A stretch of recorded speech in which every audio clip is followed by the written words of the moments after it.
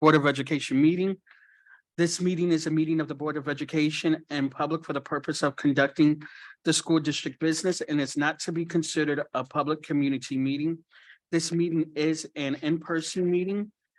And it is also, in addition to in-person, it is live streamed and the link is available. Can we please do the Pledge of Allegiance? Stand up for the Pledge of Allegiance. I pledge allegiance to the flag of the United States of America and to the republic for which it stands, one nation, under God, indivisible, with liberty and justice for all. Thank you. Secretary Triplett, may I please have a roll call? President Robinson, Vice President Bowen, Present. Secretary Triplett, President Treasurer Creighton, Trustee Rocket Martin, Present. Trustee Doyle, Trustee Gavin. Present. A quorum has been established. Thank you. Now we will review the Board of Education norms. We will treat each other with respect. We will listen to learn. We will refrain from side conversations. We will use our time wisely, starting and ending our meetings on time. We will challenge ideas, not people. We will ask questions when in doubt. There will be no surprises at the board table. We will practice the 7 norms of collaboration, which is pausing, paraphrasing, posing questions, putting ideas on the table, providing data, and paying attention to self and others, and presuming positive intentions. We are now at the public comment for agenda items. Before we go ahead, Liz, can you? Sorry, it's gonna have to be behind you, sir. Yes, before we start with the Board of Education, and sorry, I have to read it this way. Excuse me, point of order. We skipped the approval of the agenda. Oh, sorry. Yes, please bear with me, sorry. I have a motion to approve the agenda today. I make a motion to approve the agenda. Can I have a second, please?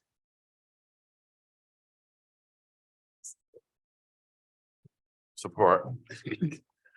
And Secretary Triplett, can you call the roll, please? Vice President Bowen Present. is yes. Yes, sir. Secretary Triplett, yes. Treasurer Creighton, Yes. Trustee Rocket Martin. Yes. Trustee Gavin, Yes. motion carried. Thank you. Now we are at public comment for agenda items and our public comment statement. The Benton Harbor Board of Education recognizes the value of public comment on educational issues and the importance of allowing members of the public to express themselves on district matters. Today, there are 2 areas of comment on the agenda of what you may decide when to speak. Public comment on the agenda items and open public comment. We request that each interested participant complete a public participation form using legible writing to ensure that responses are appropriate and properly focused. Thank you. Do we have anybody that would like to comment on agenda items?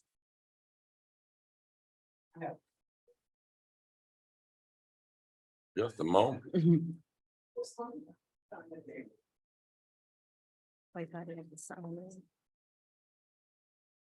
Vice President Bowles, you didn't finish the statement. Okay, per Benton Harbor Area School bylaws, and I'm sorry, you guys, this is my second time doing this, so please bear with me. Per Benton Harbor Area School bylaws 0167, which governs board participation at board meetings, we request that you preface your comments with your name, address, and group affiliation when appropriate. Each statement made by a participant shall be limited to 3 minutes. A 3-minute duration, and per our bylaws, no participant may speak more than once on the same topic until any other person has had the opportunity to speak on that topic. Participants may remove their mask when addressing the board.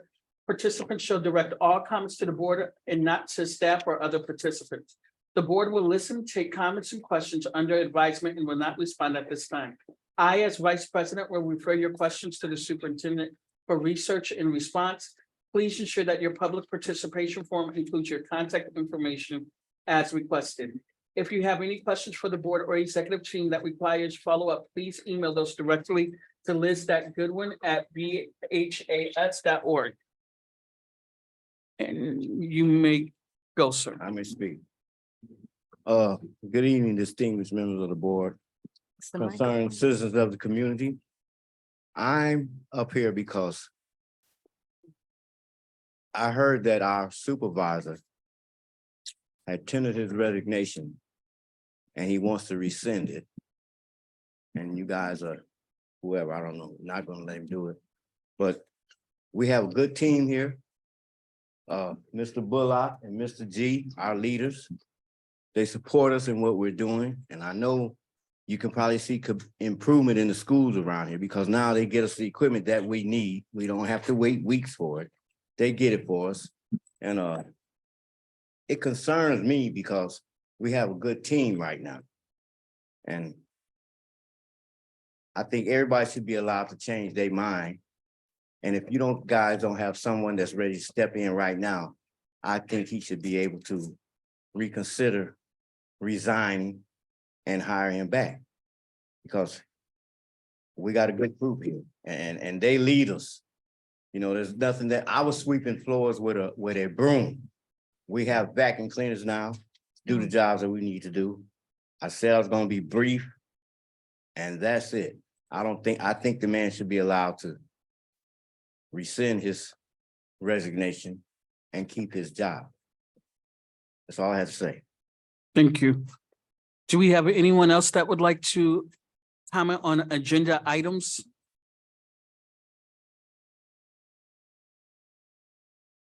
Hi, my name is Christy Walker, and I'm also with the custodian department. Since I've been here for 8 years, it has been a real good improvement when Mr. Bullock came in. We did not have no equipment. We didn't have anything. The floors wasn't able to be done. We couldn't do the floors because we didn't have the equipment. So now that I don't know what's going on with the resignation or whatever, but now since he's been here, above all the other people that's in his position, it's been a change. I'm not saying that they was not doing the things that they were supposed to be doing, but it's been a way big improvement. And that's all I have to say. Thank you. Do I have anyone else that would like to comment on agenda items?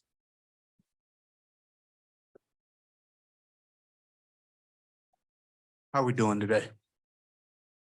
Can everybody hear me? Yeah. Okay. First and foremost, I'd like to say thank you guys for what you guys do. I'm not going to begin to even understand all the responsibilities that's laid upon you guys in running the school district. I've been here almost 2 years now, and so far I think you guys done a superb job.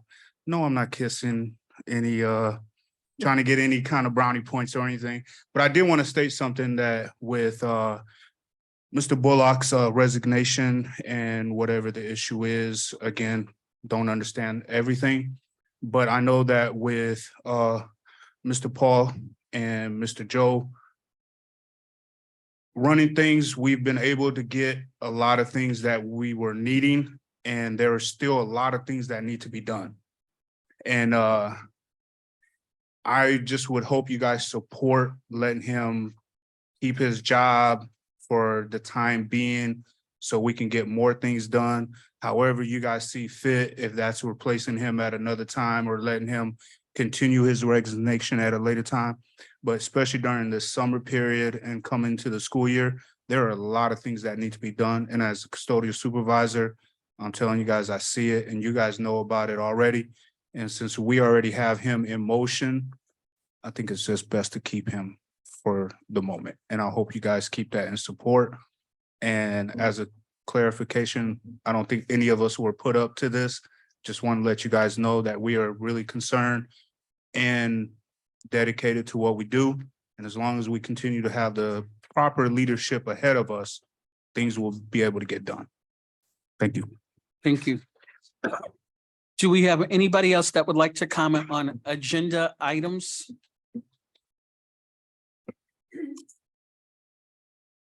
Okay, therefore being, there's no more, can we have a motion on the, to approve the meeting minutes? From from May 2nd, 2023, from May 9th, 2023, from May 23rd, 2023, and May 2 on May 3. Well, it's 4, is it 3? I make a motion that we approve the minutes from those dates. Brother Vice President, in order for us to improve the minutes of the meeting, the board has not had an opportunity to review the closed session meeting minutes. So I make a motion that we approve the minutes for the special session 5/2/23, approval of the minutes for the regular session 5/9/23, approval of the minutes from the special session 1/5/23, and approval of the minutes special session 2/5/23. Support. It has been supported by trustee Treasurer Creighton. And a motion was filed by Secretary Triplett. Mr. Triplett, can you please, Secretary Triplett, can you call the roll? Discussion. I'm sorry, is there any discussion? No. Sorry. On one of them, Liz, my name is spelled wrong. But that's just minor. You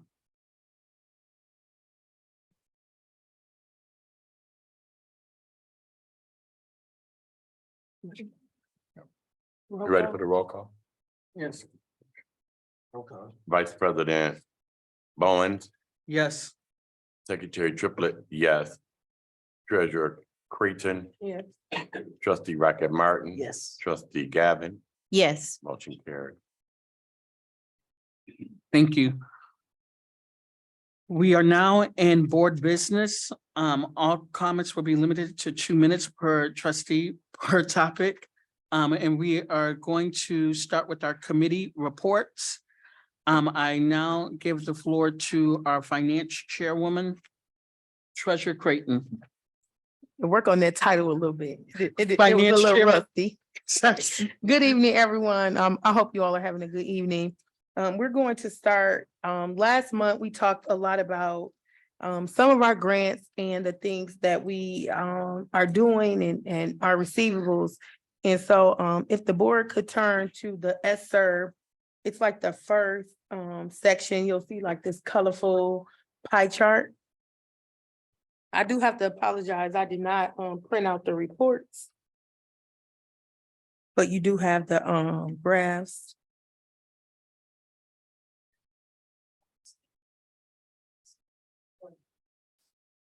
Okay. So I don't need to present the pie chart?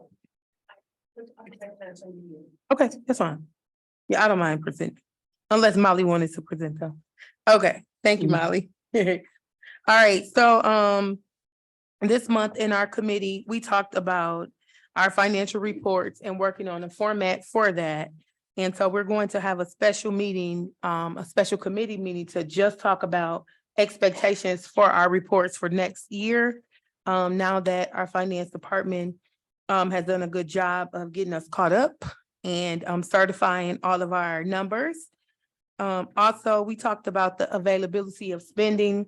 Currently, at our last meeting, we were about 75% through our school year and only 57% through the budget.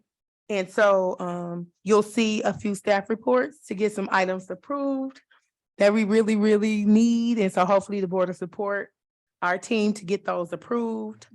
And we also had a huge, it was a great training, a whole lot of information about procurements and the AP process from Clark Hill attorney firm was really good.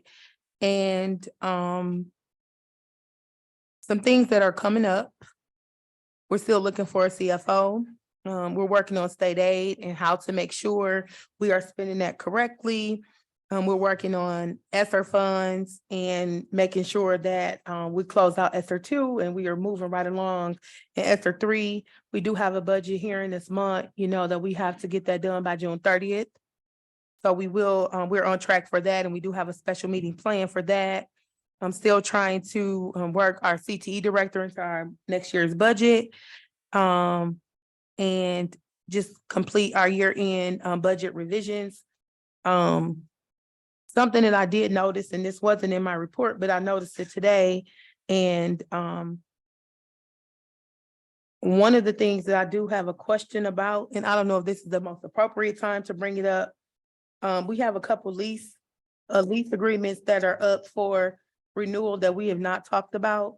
And I see that they're pretty long-term leases, and so I am gonna ask the board to table those until we can have some discussion around it.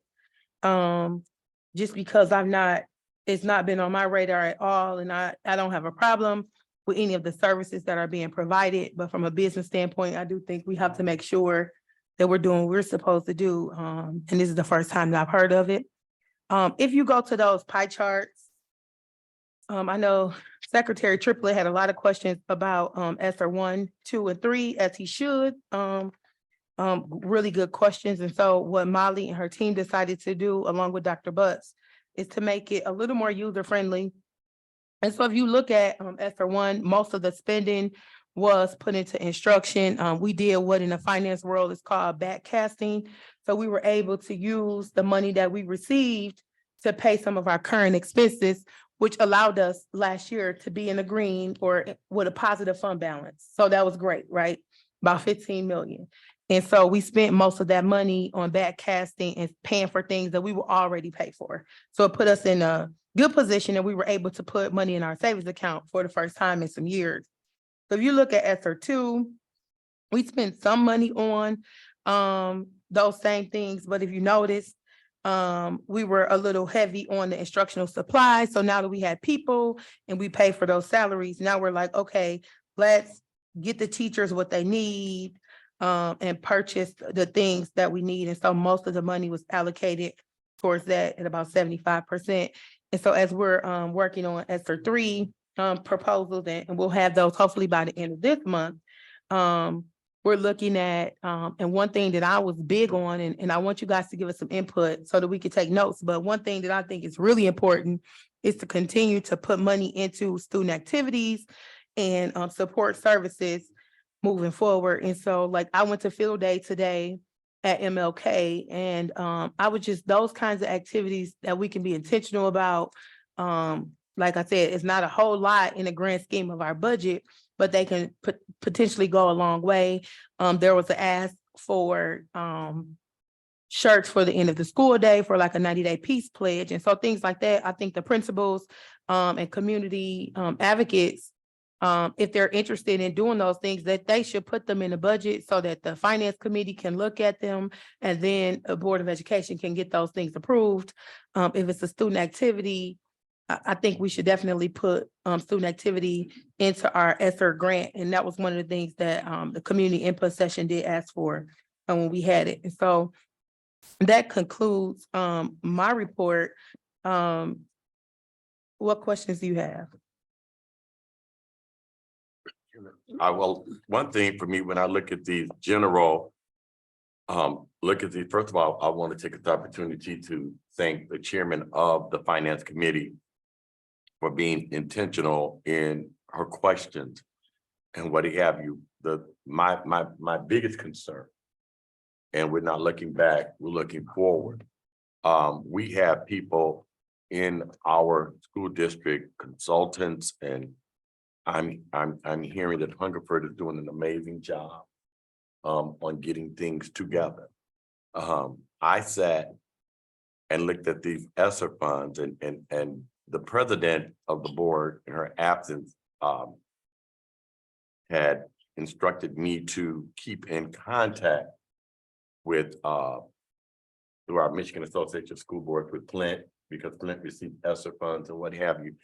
And just ask the other school districts that receive ESSER funds, how do they do it? And so for me, the majority of this was, a lot of this stuff was done without board input. We cannot, it is irresponsible for us to just leave this in the hands of central administration. And that is what has happened prior to. When I met with the superintendent with our previous CFO. And all of this gibberish that people put up, and like people, first of all, I'm not a functional illiterate. And I do know how to read budgets, and I know how to know when things are coded for me not to read them and not to see. And so I would, Hungerford is here. I would like to, and I appreciate this graph, because I look here and I see instructional personnel. We're constantly spending a lot of money on personnel that we, that I would like for us to see others. I would like to know who these people are, who these jobs, because personnel in HR, every time we turn around, we're spending this money, and next thing you know, we got a whole group of resignation. And I don't want to see this money walk out the door. Can I respond quickly Yeah. to that? And then you can, okay. So keeping in mind that these are not added. So one good thing that we've done, and I totally agree with what you're saying. The great thing about this is that we're not adding staff. We're actually freeing up money from our general fund. Right. So we've not added anything. We freed up money from the general fund. So all of these things that are being covered, we're freeing up money from the general fund. We probably, unless something else happens like a pandemic, God forbid, I don't see us getting a big, large lump sum of money like this without a lot of parameters anytime soon. And so right now it's best to, like my grandma would say, have a stash.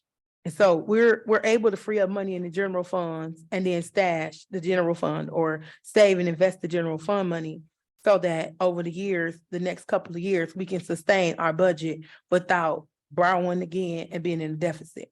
So we're not adding. Now, if you look at some of the other grants, like that literacy grant, I think personnel was added for that.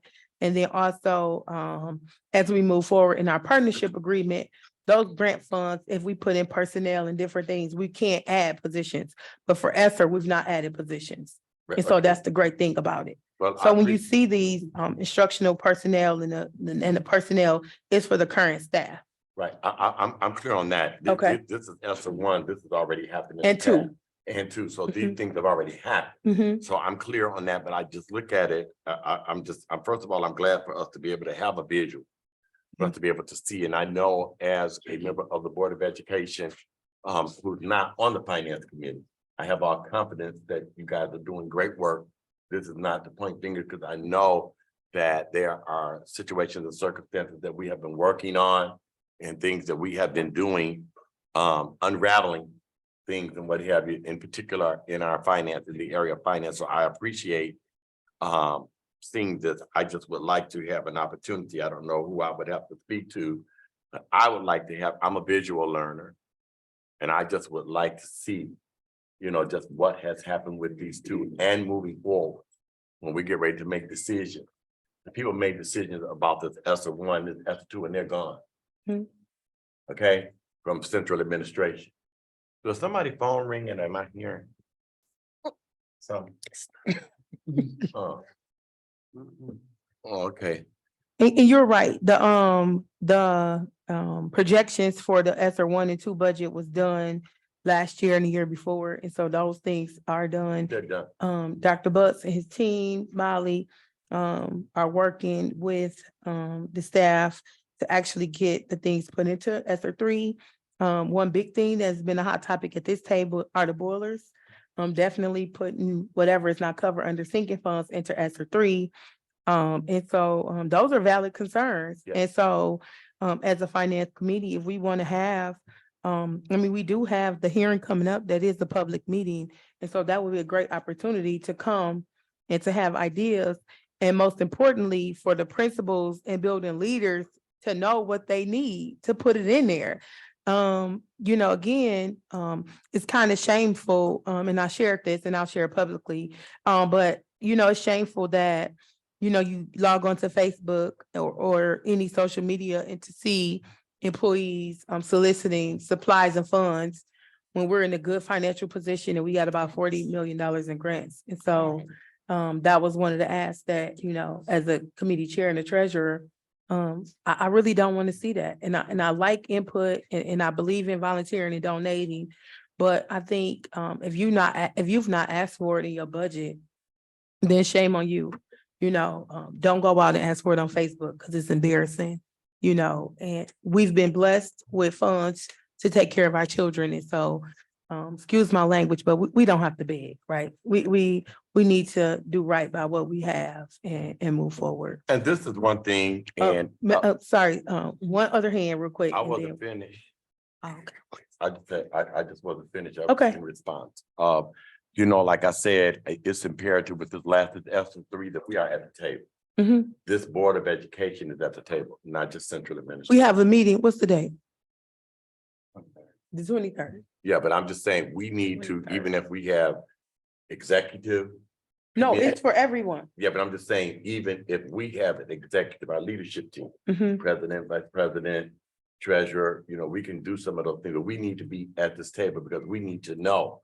Because I know there are parameters that things have to be done by at least in progress by 2024 and all of these things, but we need to be at that table. And like you said, people asking for money than what he had, because I personally know that as a former administrator, we never saw our budget. And I don't even know if our principals even have a budget, where there are They do. districts right now where they are closing budgets out right now. Because when I was here, I was told that the budgets were goals. I don't know if that's still a practice or what have you. So there's a lot of things, but I definitely want to be candid in this. Because like you said, we can't mess this up. And if people are out there asking for things on Facebook, for me, that's a red flag, because evidently somebody has not gotten the knowledge or the information that they need to be able to know what it is that they need to be doing. Yeah, but thank you so much. And again, I do appreciate, it just feels good to be able to be at the table and feel confident that we do have a chairman and a committee who is on top of their game, along with the leadership of our superintendent. Thank you. No problem. Ms. Gavin? Okay, thank you so much, Chair. I really appreciate, I appreciate the way that you're doing things and staying on top of things. The questions that I'll just kind of go through the questions and then, so you know what they are, and then we can kind of deal with them one by one. I guess just in response to the issue of the fundraising, I would wonder, do we have anything in place in which, at a board level, or at a finance committee level, we're able to see what requests have been put in, and if administration is actually fulfilling those requests? Because I think that once people come to the Facebook, they've already put in the request and probably, is waiting for a response. And I'm very interested in knowing how long it takes to respond to those requests. So that's one question. Would you like for me to answer? Sure, Okay. yes, please. So, that's a great question, and it was definitely, one that I, kind of, I don't know, I was heavy on that. That was heavy on my heart. So I'm glad that you asked that publicly. I'm gonna let Dr. Butts answer that. But what I can, say is that Molly and myself and the committee talked about our process, with using a system, called Divvy that we're going to have fully implemented by the next school year. And that'll give the, school leaders and administrators their budget. And, they'll have to obviously put what they want in the budget, and then they'll be given a card. And after they submit a request to their leader, the leader can just swipe on the phone to approve it, and it'll open it up for them to go purchase within whatever that budgeted amount is. And so it'll take the responsibility off of, blaming that someone did put the PO in or the AP process. It's a very seamless process. I've used it on a professional level. And it's a pretty good, process. And so, that should be fully implemented. They're actually working on that. So as soon as, and then to answer the other question, principals were given their budget, and the opportunity to have it submitted. They're working with Ms. Waddell and also Dr. Butts to get those done. And so, one person told me, well, we're so used to not having that, we don't know what to ask for. And see, they're the opposite of me. I ask for everything and then you have to tell me no, I'm that person. And so, it's just a mind shift and, trauma is real. And so when you've been here and you've been through traumatic situations, I think people, just don't know what they don't know. And I'm gonna let Dr. Bus talk about the process that I requested to be put in place for fundraising and also student activities. Thank you. Thank you, Treasurer Creighton. So the principals were given an opportunity this year to build their budgets for what is expected for the different title funds, different grants that we have coming up. They were also given a little bit of guidance as far as student activities and things that they could ask for. So we are still in the process of getting ready to present the budget.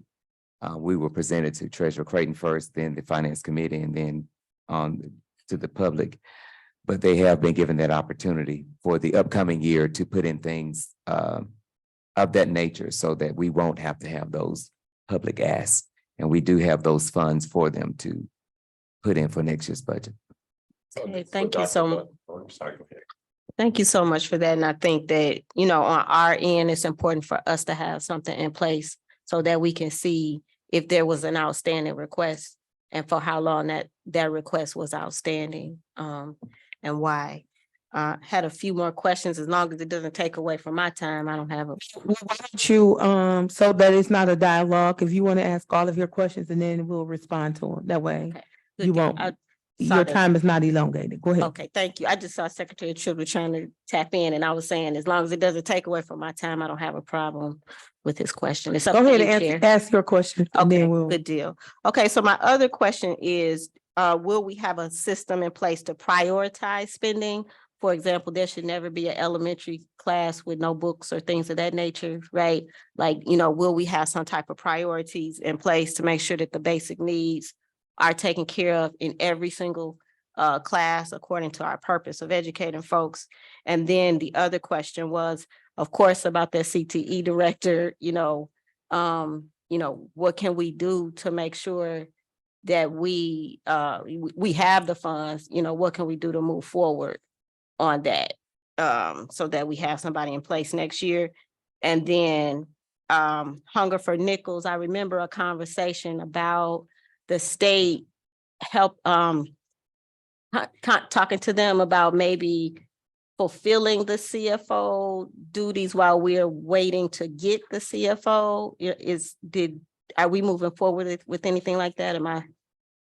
Okay, Yeah, so. those are my questions. Okay, all of your questions. Okay, perfect. Oh, I'm sorry. And one last question, title funds. I know that there was a presentation done. There was an excess of title funds we didn't know if they had been spent or like what happened with that. And I'm just wondering if anyone had ever gotten the answer to the excess title funds. Okay, so what we're going to do, so as far as the systems and the priorities, the CTE director, the state, CFO, and then the title funds, during the financial report that'll be done by Molly, I think she'll cover all of those things. And so, I'm gonna, please ask that you, allow me to defer that, to her presentation, and she'll be able to give you more information and clarity on that. Thank you so much. Okay, any other questions for the Finance Committee? I had one, it just, when Dr. Bucks made the statement that I just don't know how we can have principals that don't know how to use their budget. I don't, and who are they having to ask for permission? Is their budget. So nobody need to ask anybody in here if it's in compliance, it's their money. So, this mentality that people are in charge of people, educated degree, master degree people is offensive. They have to ask you for anything. If it's their budget, they got the money because of their kids, the title, the thing, and they don't have to ask you for anything. All they have to do is make sure that they understand that they're not supplanting, that they are going through and they're within the parameters of the guideline, and they send it in and it should be approved. These people everybody have enough work in their own categories in their area to do their own work, other than micromanaging these schools, because these people in these schools know exactly what they need. And like you said, it's trauma. We like everybody in here is a criminal, we have educated degree people who have passed everything supposedly. And they need to make sure that they handle their business because it is an expectation, because it's really like kind of like getting old to me to see that this mentality is still going forth from upstairs down. You know, that's not right. If I'm a principal, I know what my kids need. If it's within those title funds and those things are specific and they requested, because we know that we had money that was just sitting up there. People requested things forever. And that money was never pulled down and it was just sitting there. I don't know what the purpose is. I have my thoughts and my ideas about it, but I don't know. That's not the way that we work. So for the sake of time, what we're going to do, is we're going to add that to the list for Molly to explain. I think, Molly, when you explain the process and the budget process, I think it'll be a little more clear. You can provide a little information about our meeting on the 23rd and the expectations from principals. I think it'll be helpful and it'll allow our board to better understand the process and us just trying to create some kind of system to move forward. It's a process, you know, it's a very new process again, because we've not had money. And so, yeah, I think we're off to a good start. I think that the board is asking really good questions. And I think when we meet on the 23rd, it'll be a great opportunity to actually have, and I'm going to request this, if you guys aren't planning to do this, to have the individual building budgets available to us at least 2 days prior, so that the board can, the budget proposals to us, so that the board can actually understand that. So I'm meeting with the team on Friday, and our committee will have a special meeting, then we'll have a meeting on the 23rd. But I'm hoping that you guys can have the information before, so that you'll see. And some people just don't ask, honestly, they really don't ask. And so we're trying to push them, when he was saying help and guide them, trying to just push them to say, listen, you have $40,000 to do this. What might that look like? And, you know, just training them and coaching them into actually, you know, knowing how to do a budget. If you took Ed Leadership, it was a budget class where you had to learn how to do your building budget, to understand the title budget. But, you know, again, we're going to move forward, if that's okay. And thank you so much for all of the great questions. And yeah. Thank you so much, Treasurer Creighton. I guess I'm gonna go last. Can we have curriculum and special ed, Chair, Secretary? So at this particular time, as it relates to curriculum, I would like to give my time, if you will, to our Chief Academic Officer, Waddell, so she can do what she needs, she can do her presentation, basically, so you can bring it out to the public on what we're doing. I mean, Okay. what we're doing, you can give a brief summary of the curriculum. I appreciate you. Thank you. Good evening, everyone. Good evening, board members. We met a couple of weeks ago for our curriculum subcommittee meeting. And we were able to discuss several items in our meeting. First and foremost, I know that everybody in this room is concerned about the platform that we are using currently at CAPE with MVU. So for the last couple of months, a small committee and myself, we have been vetting different virtual platforms to do our best to find the best one for our students and our families in our district. We have another meeting scheduled next week. We are trying to move as quickly as we can because we know that we'll have to provide training, efficient training, effective training, so that they can start off strong. Not only is our virtual platform a concern for our CAPE students, but based on vacancies at our high school, we may have to use it as our contingency plan. So we're thinking about all of our high school students and what we're going to do to support their needs when it comes to one, our virtual students, and then two, if we do not have actual classroom teachers, how do we make up so that students can receive those credits? Not only are we thinking about the high school when it comes to the virtual platform, but we also are thinking about our middle school as well.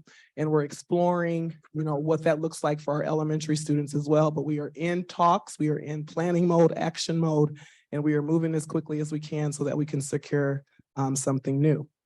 Continuing on, we do have a presentation this evening. I'll skip over that sex ed, HIV prevention curriculum and district sex ed supervisor piece because we do have a presentation on the agenda for that. We also have a agenda item for textbooks, so I'll skip over that.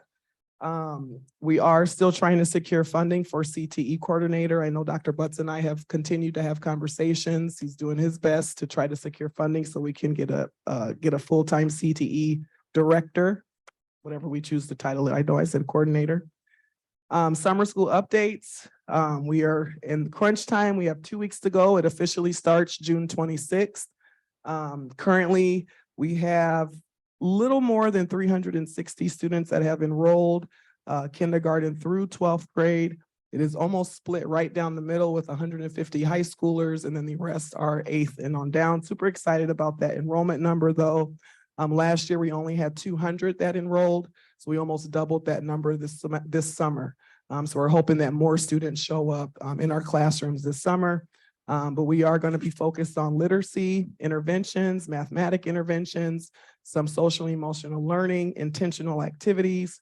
We've collaborated with the YMCA to provide extended learning opportunities after school for our MLK students.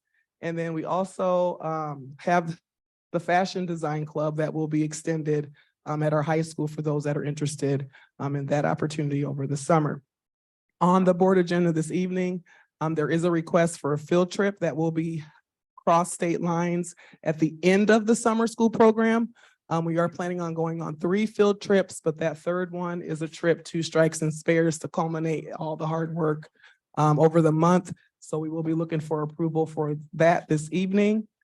I hope many of you heard or saw on social media the performance that our Long Way Down students did with Mr. Guidry's work and his team. Phenomenal work. Great opportunity for the community to dialogue and discuss violence and how to address it in our community. But it was really great to see that because of the students and their teacher, their mentor, that they were able to lead that work. So that took place. We had our end of the year bash last weekend, and we're just moving right along, trying to get ready for the summer and the upcoming school year. I hope that was good enough, Secretary Triplett. Okay, I do want to, before I open the floor up for questions, I do want, when you talked about the textbook, we did discuss either one, just to give the overview, because when I came into the meeting and whatever, they had moved down the agenda a little ways. But, you know, we talked about the textbook, the selection, the team, how these textbooks were identified and selected. So there are some things that we are working on within committee to, because I haven't gotten that information yet as to who was actually on the team for selection of the textbook and what have you. And also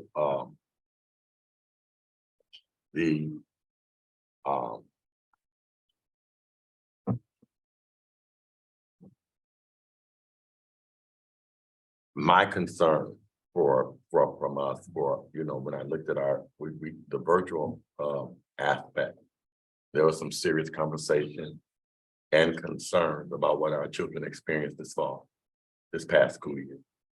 And so I just want to make this a public statement. I think it was just unacceptable and egregious to a certain degree, in my professional opinion. And so I did express that to the chief academic officer. And we will be looking into that more deeply.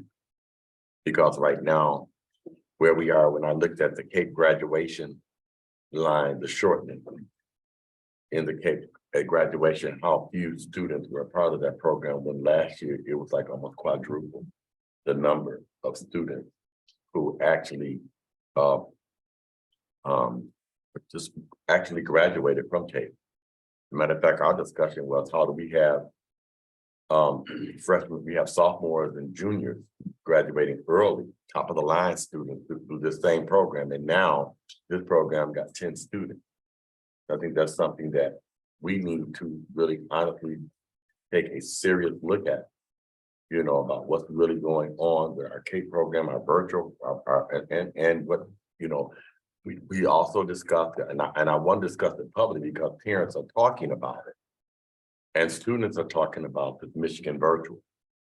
And our understanding of what Michigan virtual was, and I don't know if we were negligent or if we didn't dive into it, because sometimes it's very difficult to stay 50,000 feet up in the air. And then when you're up there in the air, then you find out this stuff afterward. You know, with what Michigan virtual actually took, how our kids were in dire straits in the 11th hour.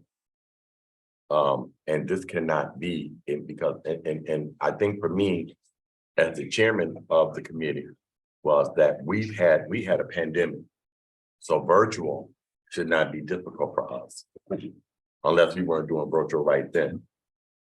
And so those are some things I just want the community to know, that these are discussions that we are having seriously about, because one thing you have to assess, and then you have to make the necessary adjustments and make the necessary adjustments quickly. So I don't want the community to think that we are not on top. We have not heard your concerns. And we are really seriously working on them. I'm looking forward to working with Chief Ardell and with Superintendent. But yes. What you doing? Super, she's not here yet. I'm ready.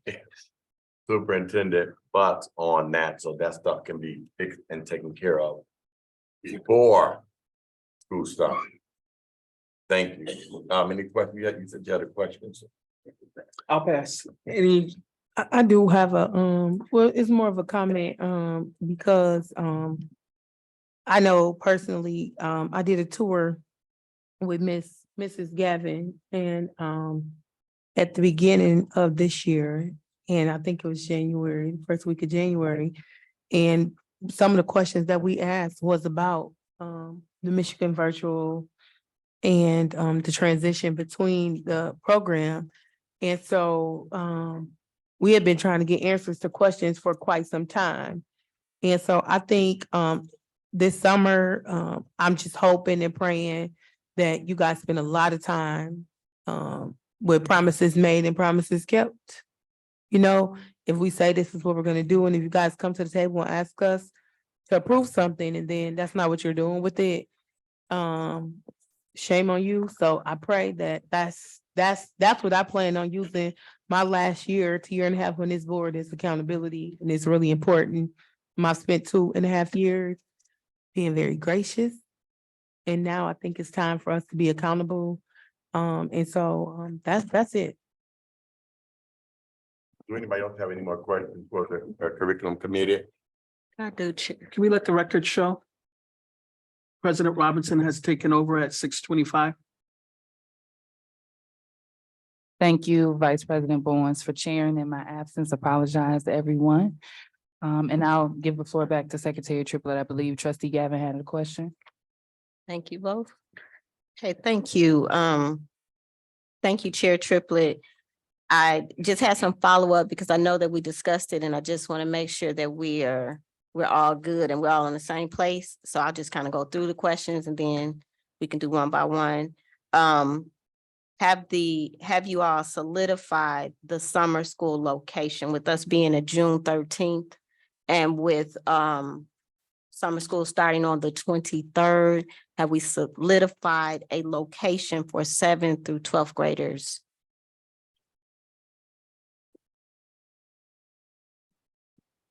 Currently, the locations for 6th through 12th is still Benton Harbor High School, and kindergarten through 5th is MLK.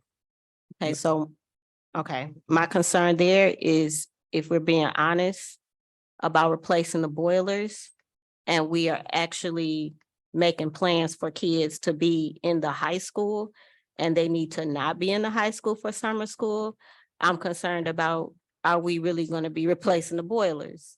And if we don't plan properly and put them maybe at Fairplain instead of here, then you're going to have to move those kids and disrupt that program. So that's a major concern. We've had enough time. We talked about it. We already said we're going to do it. And so to not move, that's why I said deadline. That's why, you know, we got to do what we say we're going to do. So I'm concerned about that. The other thing is, and I know I believe that this is nothing geared towards you, Chief Waddell. I don't think that that's a Chief Waddell issue. Okay. Advisory committee, just regarding the online platform, just two things.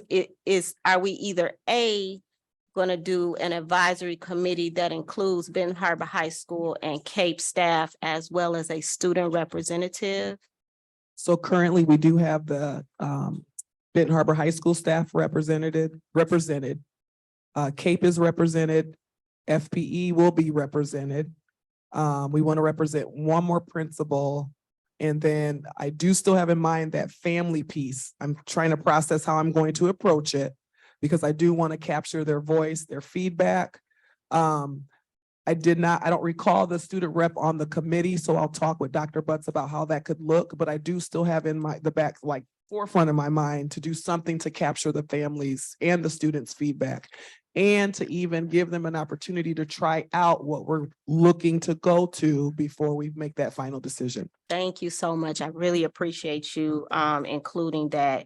And then I'll just say my other question for it when we're in the committee in the interest of time. Thank you for that. Vice President Bowens, you have a question. Thank you, Chairman Triplett. Chairman Triplett, I'm asking to you through the CAO. I've heard concerns about credit recovery.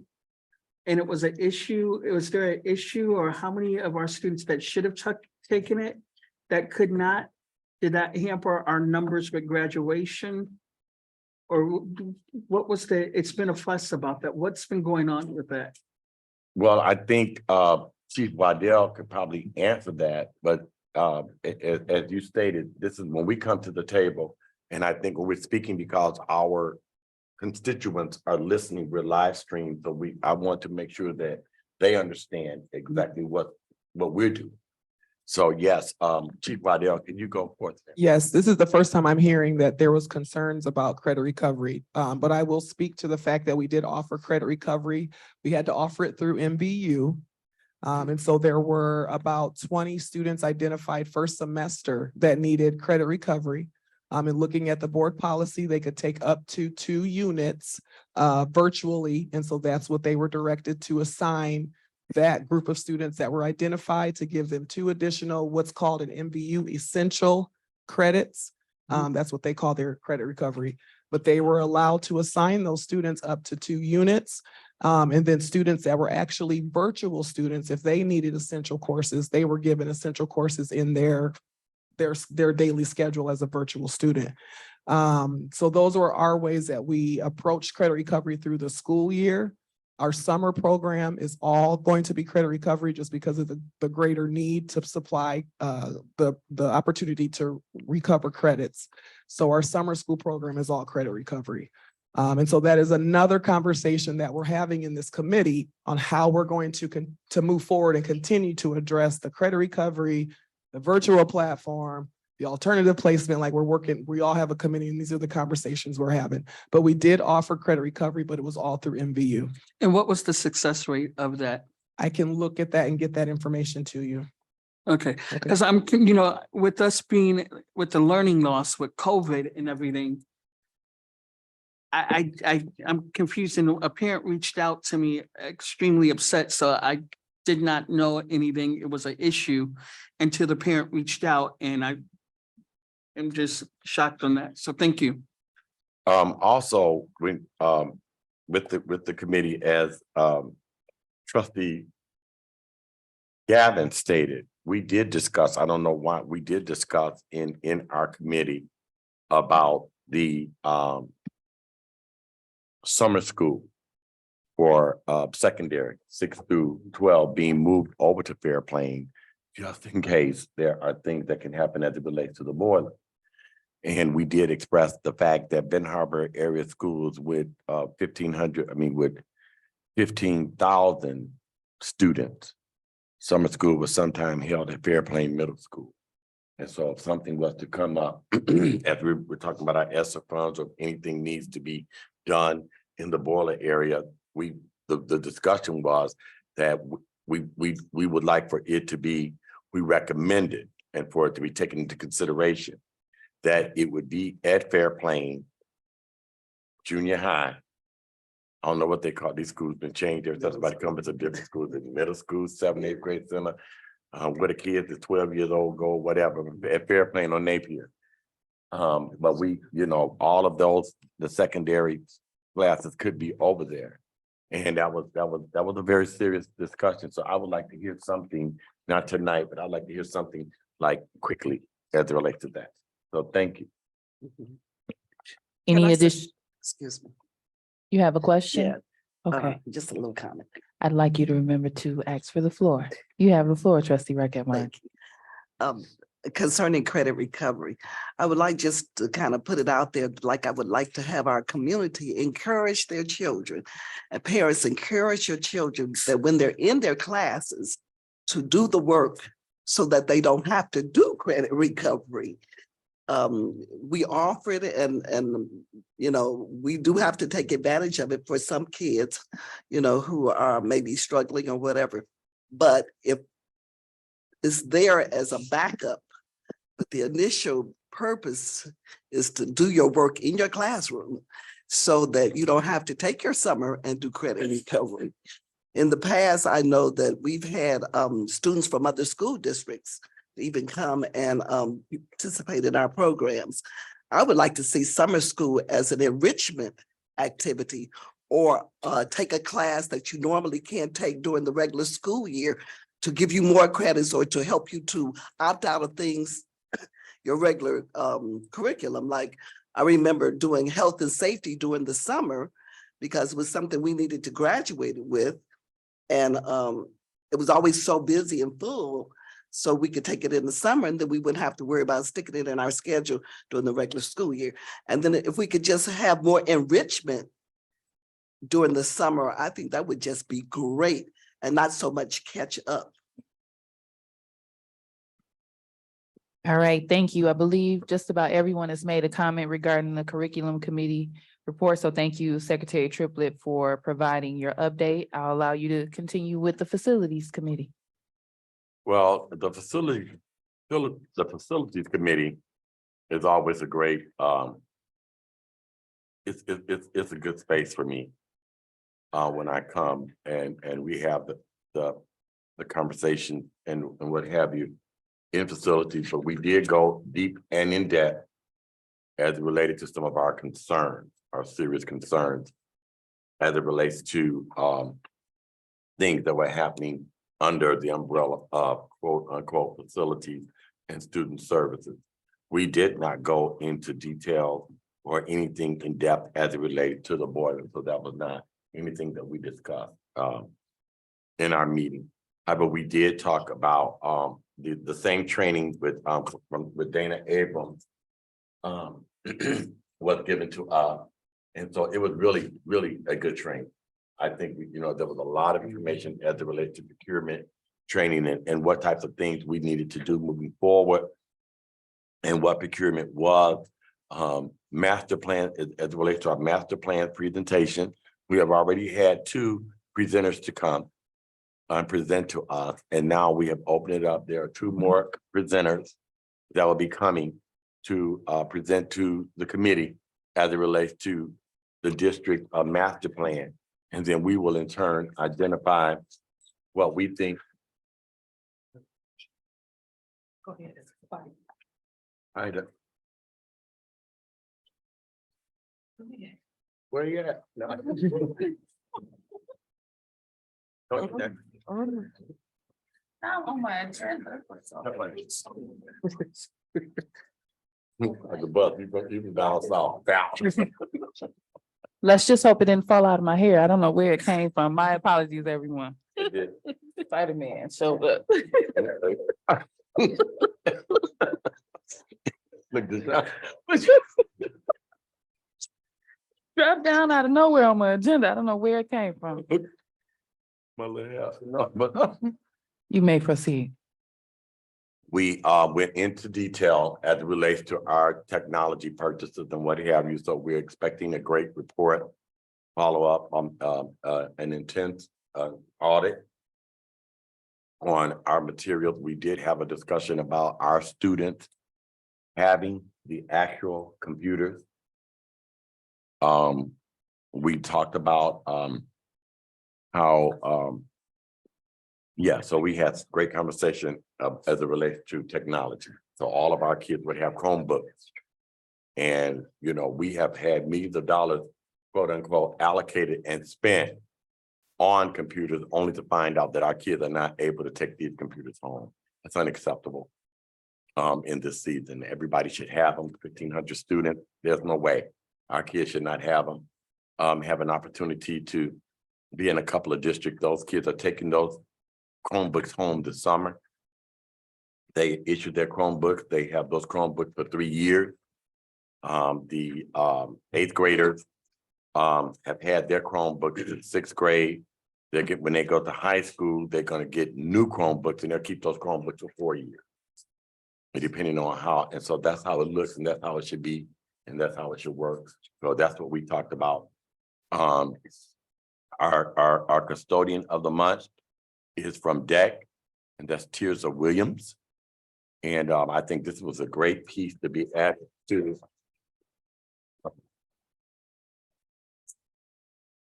To this particular committee. We discussed graduation, the field, and all of that, and I think that our facilities look absolutely amazing.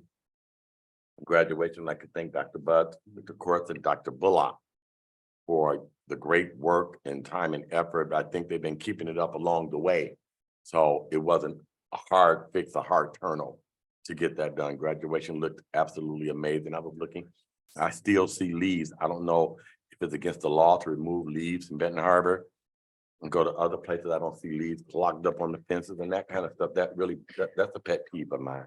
I just cannot stand it. It's like we can never get rid of, like we're in the fall all year long in our community.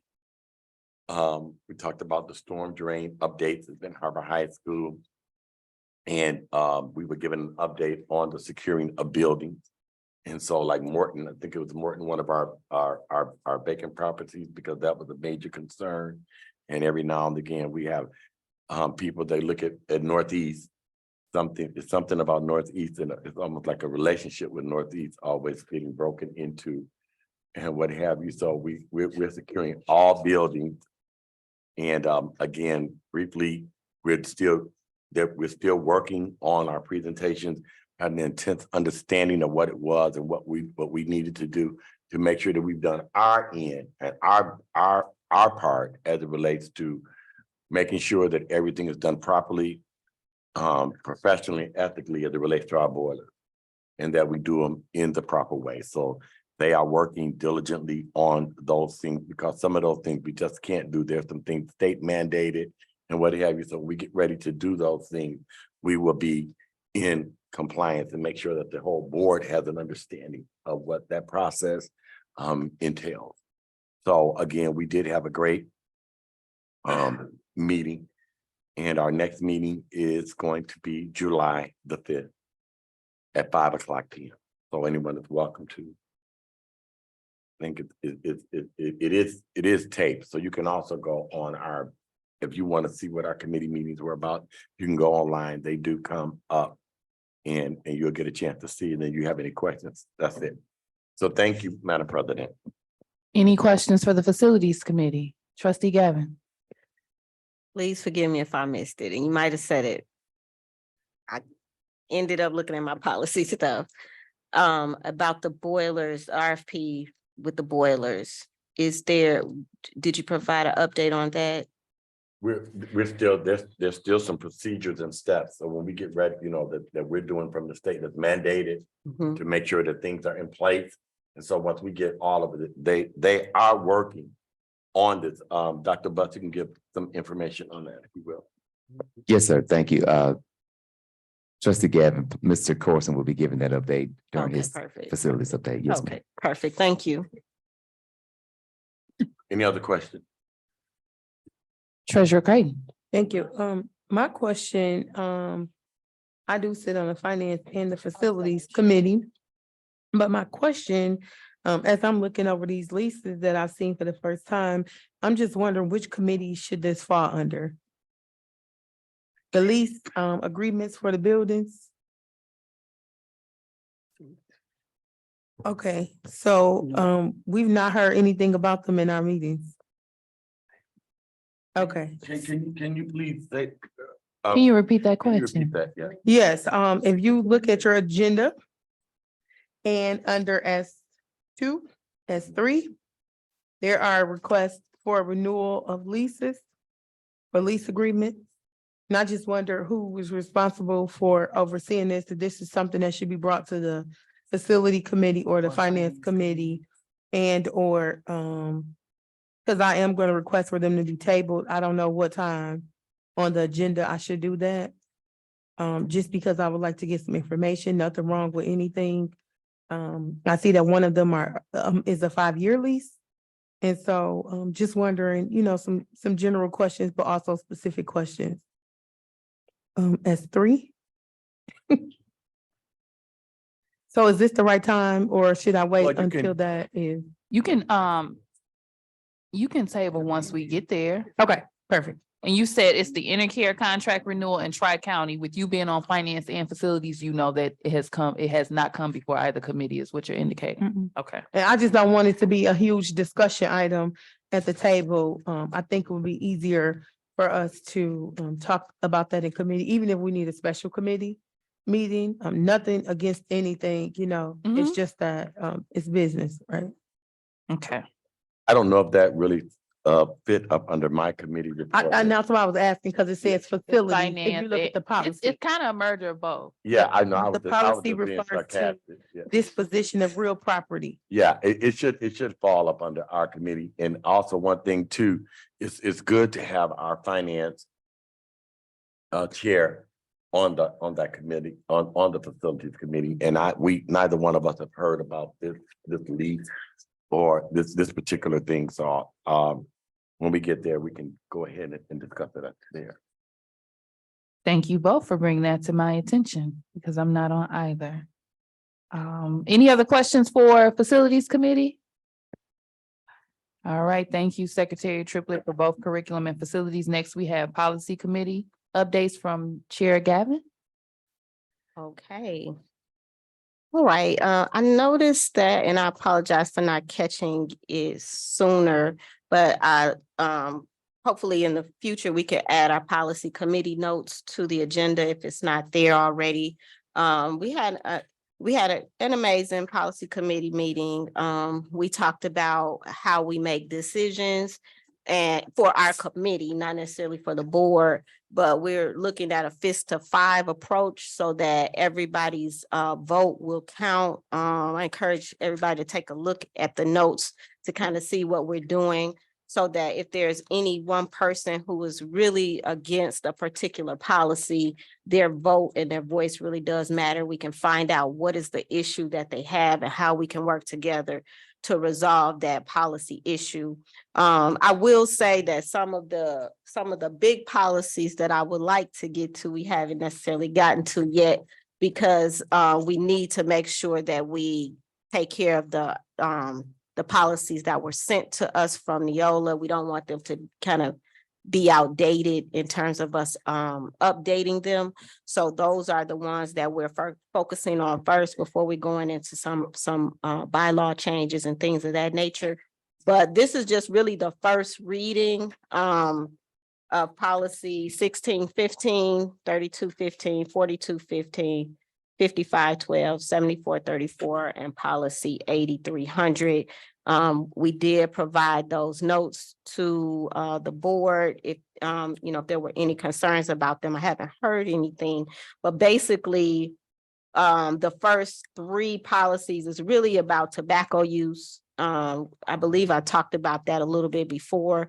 It's really very similar to our old policy. The only change that we're really recommending against is that we would not stop ourselves from being able to receive funding from tobacco companies. That's really more so like, there's a lot of money that may come from the cannabis industry. They help with education. We don't want to stop ourselves from being able to receive that. We're not going to be posting promotions for them or anything like that, but we just don't want to block those opportunities. So that's the recommendation, is that we use these policies and strike out the information that prevents us from receiving funds from from those industries. And we were told by Neola that a lot of other school districts caught that as well, and that they're doing the exact same thing.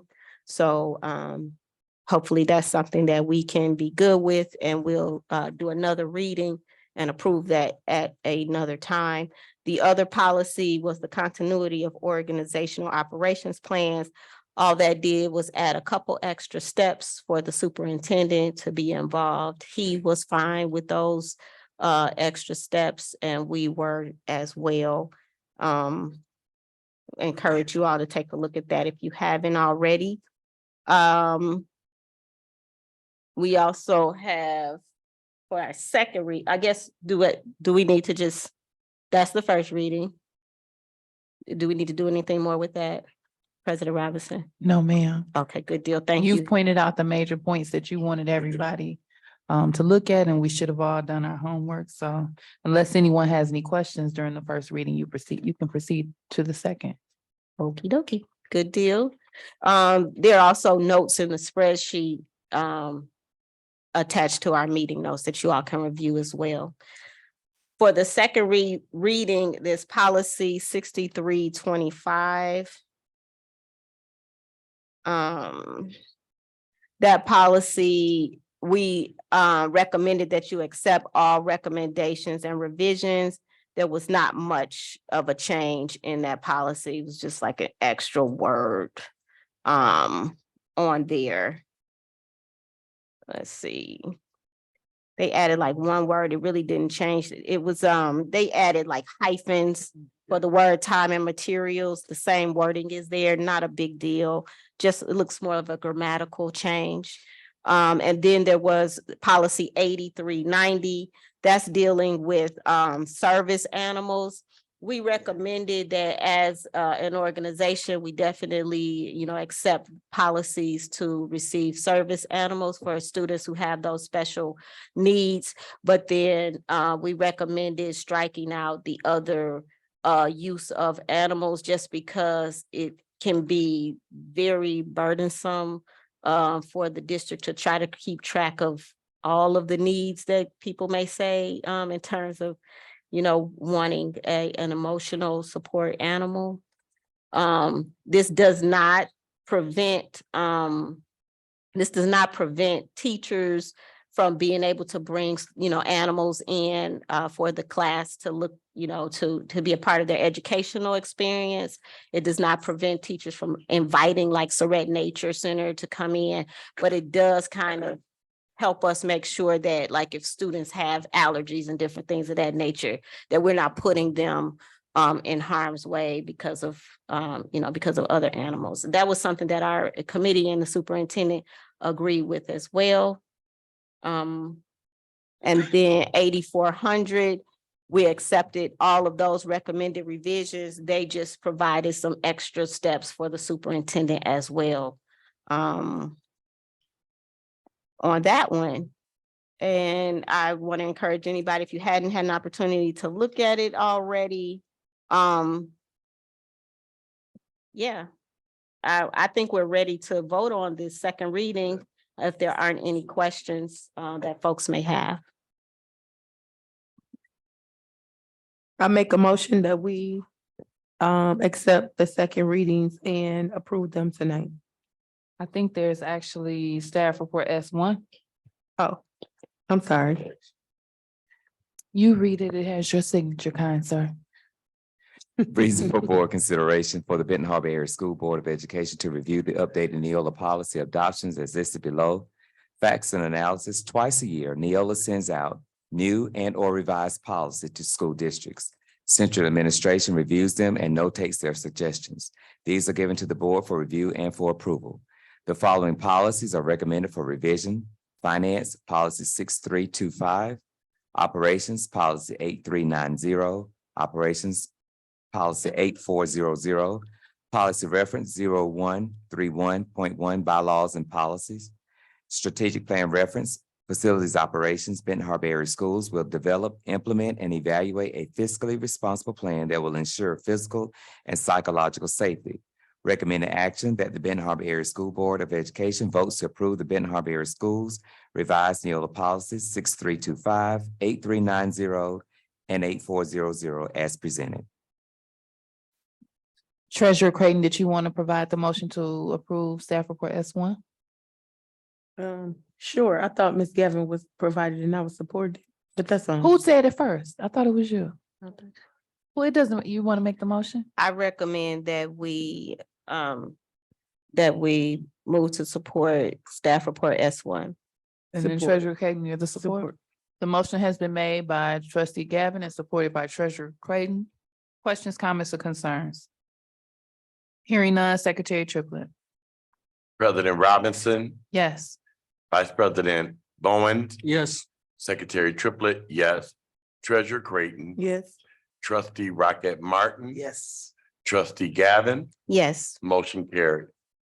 Thank you all, and thank you to the policy committee for your One effort. last thing, Oh, go President ahead. Robinson, what I would just like to add is that in lieu of some concerns, if there is a particular policy that you all would like us to consider and kind of put at the forefront, please let me know, because I know that even though we're dealing with kind of the backlog of policies that need to be addressed, if there is something that's urgently needs to be dealt with, please let us know so that we can put that at the forefront. I think we do need to look at the policy in terms of if there's a recommended grade change.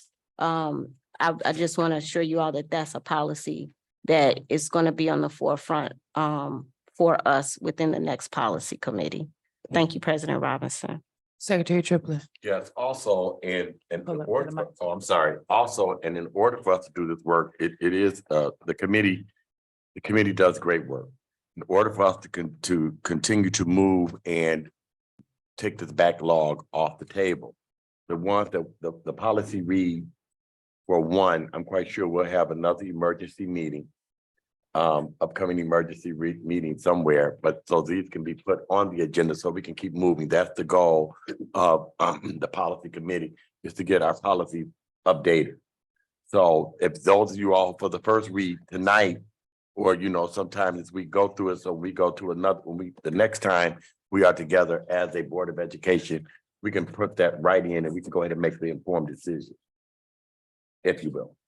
Thank you, Secretary Triplett, and thank you to the policy committee for your efforts. Next on the agenda, we have trustee Rocket Martin. She's going to bring us the Berry and Vista Board of Education update. Good evening.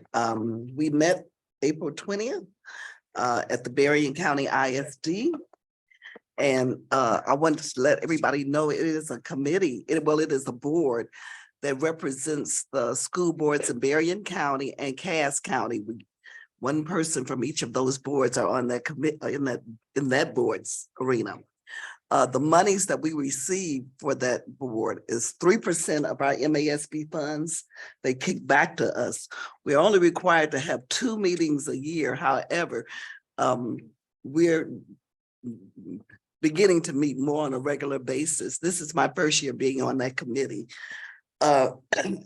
And right now we have about $8,949 in the bank, and they're looking to move that money from Huntington Bank because they charge us $5 a month. And one suggestion that was given, I think I gave it to them, was the Berrien County Honors Credit Union, because it does work with our students. They do work with our students in banking, and they do offer scholarships to students, to high school students. So that was one suggestion. There is a person on that board that also is a representative on the superintendent's board. And she brought back some of the feedback from the superintendents, because our job is to support our local school boards and our superintendents. And they would like to, the superintendents suggested that some of the things they would like to see being done, some board trainings, some of them would be superintendent's evaluation tool, new board member training, board governance, Title IX, the FOIA, Freedom of Information Act, and then grants, how to get grants for special trainings. Another thing that was suggested that we would do a new board member orientation packet where we would be, have consistency between all the school districts when the new trustees are elected to the board, that we pretty much would have a common packet in place to present to those people onboarding to same onboarding packet to everybody, maybe just a few distinctions that are unique to your district. Freedom, we also got feedback from our groups. We were putting groups, and for the new board member orientation, they said also some in-servicing, general in-servicing, common in-servicing that all of the board members would need to know, as they come on board as a board member. And then different people share different things that they're doing in their district. We also wanted to do, or they suggested, a recognition luncheon where each district could represent or nominate a person from their board or from their community to receive, to be highlighted. And then we also suggested a social hour so that all board members could get to know other board members, where we could talk about activities and things, common goals or plans or, problems even that you see maybe happening in your district, that we could, and then maybe invite a guest speaker to take care of that, but a social hour. Now we are looking for speakers. They did give us a couple of suggestions. I don't know these people, Dave Kilps and Stu Yeager, but if our board or somebody has somebody in mind that we could use as a speaker for that event, that would be great. Just let me know and I'll certainly pass it on. We are also looking for venues to where we can hold this, because you're talking about like 125 to 130 people. So some of the suggestions was maybe like Michigan College, and then we could use the culinary students to maybe serve and to serve us there. We're talking about the end of March, early November, when people are coming on board, and right before school's out, somewhere in between there. And there's a person that's looking into finding our venue, but if you have a suggestion of where we can hold it that would accommodate that many people, please let me know. And our next meeting is July 20th to do. So remember, our goal is to support our boards and to support our superintendents. Any questions? I do have a question for you. Yes, ma'am. You didn't mention the vote for the Board of Education. The Board of Education vote? We haven't voted yet. We will do that this coming, when we meet in July, right? We have not voted. They've already been Not announced. They've already been announced. Yeah, it was. The one that we voted on. Right. That we sent out. We didn't need to do it. Okay, we're gonna move right along. I'll follow that. I think I know what I'll check with Eric. Early March to late November. I'll check with Eric. He was in our meeting. I think he understood who we wanted to. Well, he couldn't place the vote for it. Yeah. It's okay. Okay, well, we may have missed that one. It was 3 people anyway, so. We're gonna move forward. Any questions for Trustee Raquel Martin? Yes, well, I wanted to say, first of all, the note that you have here, is there any way you can forward those notes to us? Oh, I did. You have them. Okay, They're part of your packet. okay. And then secondly, I'm hearing that I don't see very many people participate in the Michigan Association of School Boards from districts in Southwest Michigan. You're right. So were you able to let them know that you have some of your colleagues in Harvard area schools are certified Michigan Association Board?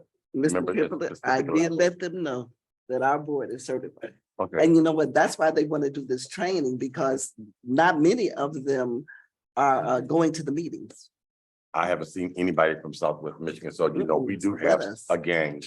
I guess my question was, do they know that we have level 2 and level 3 board members from Benton Harbor area school? Oh, yes. From the Michigan Association of School Boards, the state of Michigan. Yes. So, you know, when they're looking Yes. for speakers there, they have some around local that could teach some They things. know. Okay, thank you so much. Any additional questions from trustee Raquel Martin? No, I won't. All right, hearing none, we'll proceed to Dr. Butts with the business and finance updates, beginning with the budget narrative. Point of order, we did not receive our human resource report. Oh, Liz just told me that. HR committee, Due to time, no, we had a quick HR meeting, that's, no, I'm sorry. We had a quick HR meeting, and I want to give a round of applause to Marvin.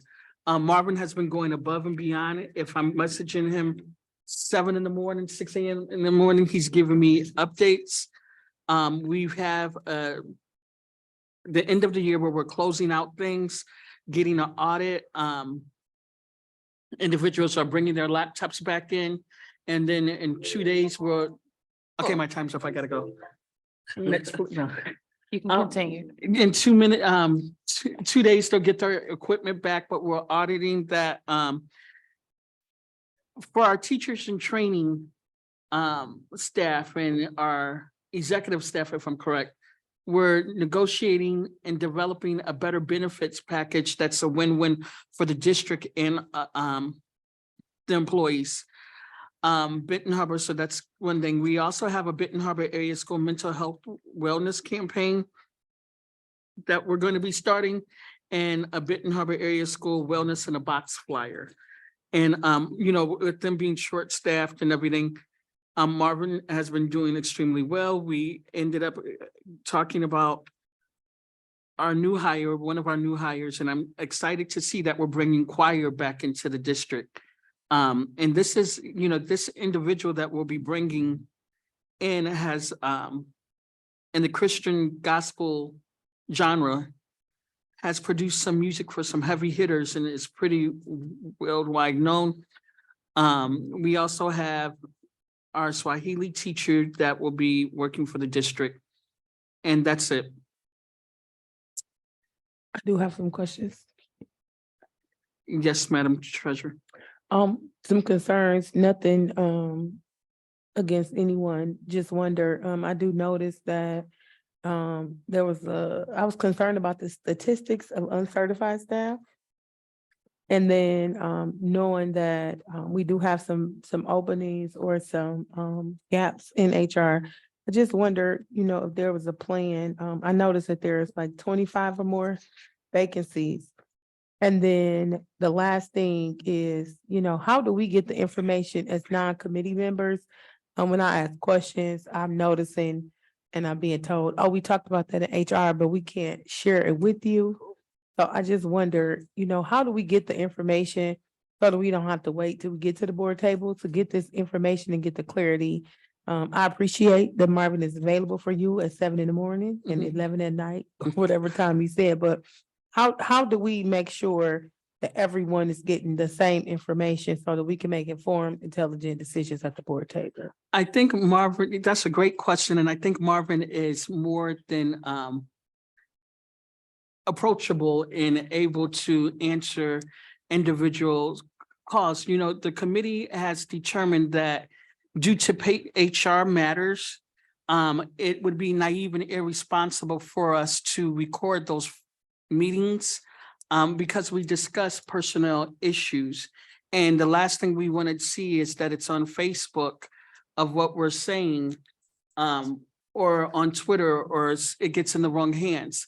So what we are, you know, doing, and I do apologize about that, but like perfect example, we had a situation and I'm pretty sure I reached out to several board members and called when I hear something that's going on and update them. If you have a question that I am able to talk about that is not a HR matter, or Marvin is able to assist you or Dr. Butts, they, I believe, are more than open to reach out. Okay, so as a follow-up, I just want to, remind us that we do have one employee and one employee only. So let's be careful and make sure that we're not, reaching out. I don't reach out, specifically, I do reach out to our superintendent. And if he referred me to one of his employees, then, and so let's just make sure, I'm asking this to Dr. Butts, through our president, also as an accountability partner, that we get as a board some kind of update with what is going on before just getting to the table. I don't want to lose sight of the accountability, the governance and the oversight. In the words of our former vice president, I don't want to get off the plane. I definitely want to stay on the plane, but I want to have the information from the plane. Secretary Triplett. So again, I'm going to continue to advocate for the committee as a whole. Because I don't think that, including myself, that we get this information out to people. We're not there yet. And I would like for the Board of Education to take into consideration to relook at that. Because what we've done is we might not do it as a committee as a whole, but we've had 2 or 3 emergency meetings. And I think that'll wipe it out. I think we also have to be mindful of the Open Meetings Act. And that we make sure that we are aware of everything. Because in our committee meetings, our committee meetings are public meetings. And people have access, they are not private meetings. We do not make any decisions in our committee meetings. That's one thing that we, to those of us who are chairing, we can't make any decisions. But there can't be anything that one board member can know and the rest of us can't know. I don't know how that works, or who even said that was even a possibility. There is nothing that is in any of our committees that just a board member has privy to. So those are the type of things I think that we, as we grow and we get stronger, the HR committee to me is very concerned. It is one of the departments where it's like seriously concerned. And not for any one particular reason, has been ongoing. We like Trustee Creighton said, we have vacancies. And when I started on the committee myself, these were questions that we were just asking, never were able to get this type of information. There's nothing about this committee. It's just been something that we have. It's systemic. You know what I mean? And so this is not anything towards you, Chairman Bowen, or your committee. But these are just some past experiences. Things, we know that we don't have certified teachers. What are we actually doing? I mean, it's a lot of people. When I go in the HR office, the chief may not be there, but it's people sitting around. So it's things that it's people in there working, it's people in there that's getting checked. So it's not like they are understaffed. The only thing is missing is their chief. And so and their chief has been gone long enough for the people to, be able to pick up the load and balance the load and what have you. So again, I would like to just throw this out here right now because I'm going to be bringing it up again for you all to take a committee as a whole meeting. And I think we can discuss those things because there's nothing that can be discussed in a meeting. If it's a personnel matter, then it shouldn't be discussed in that meeting, not in that committee meeting. That a private committee meeting, it should never be discussed.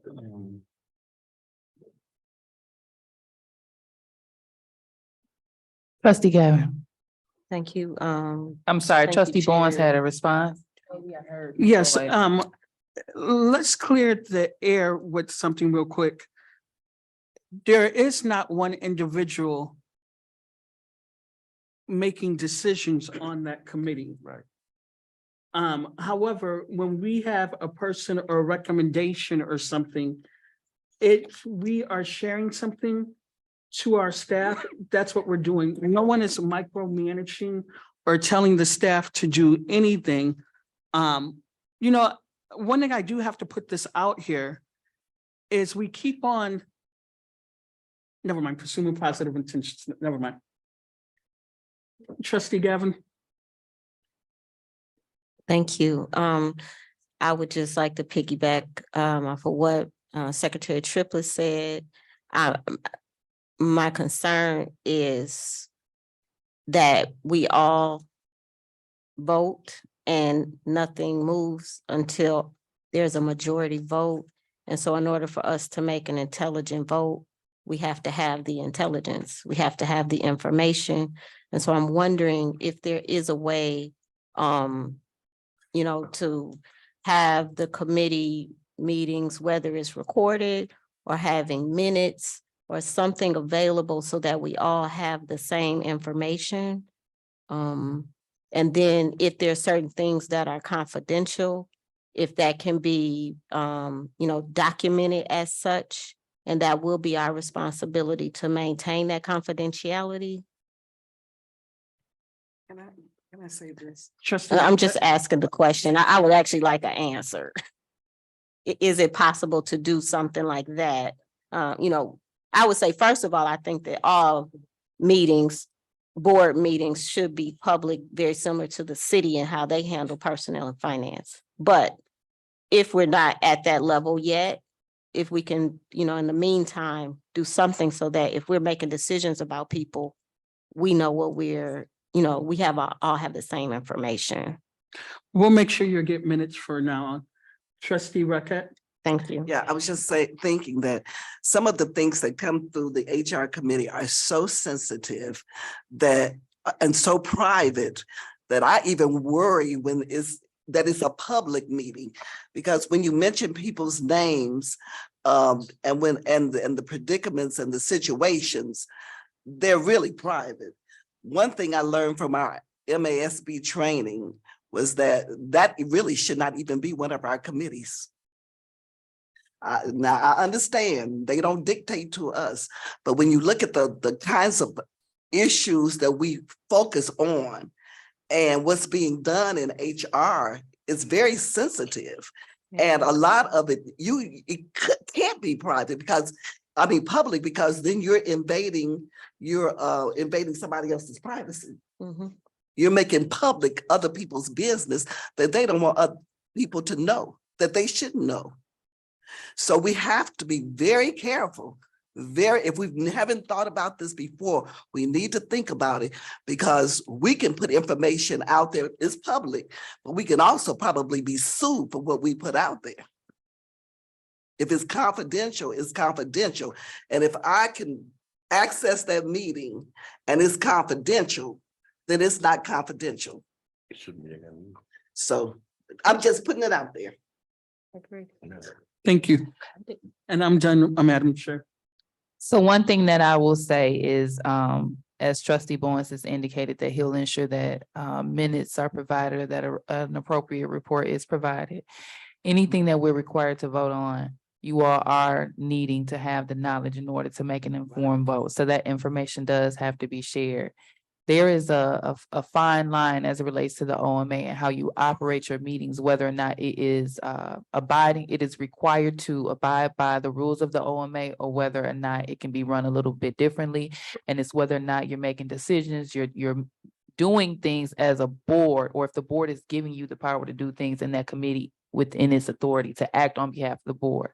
And because we as committees don't make those decisions, we bring them to the table, then we have been protected in the way that we conduct our committee meetings.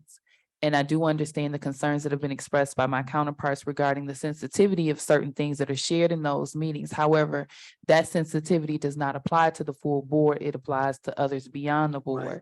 So we will do a better job, as I am also a member of that committee.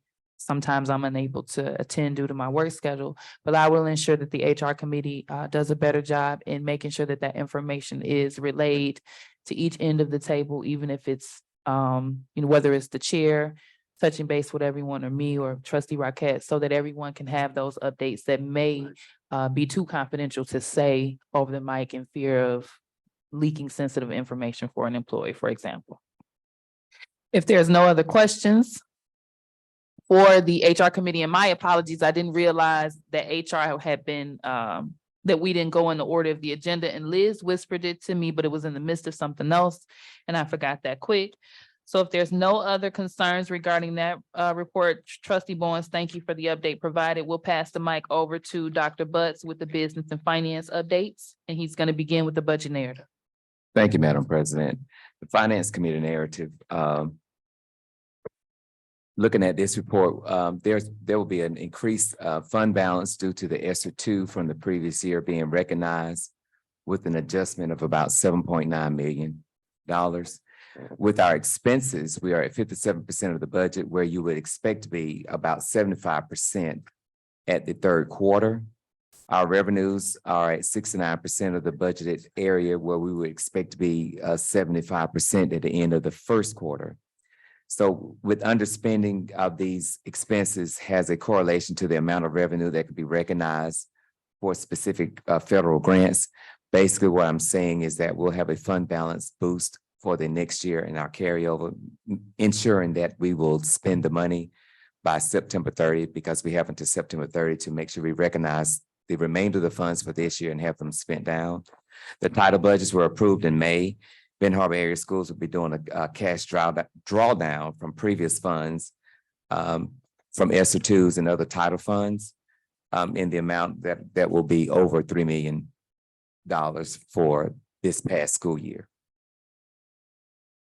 Any questions for Dr. Butts regarding that update before he proceeds? Yeah, so when you look at this, I'm seeing expenses 57% of the budget, where we would expect to be at 75.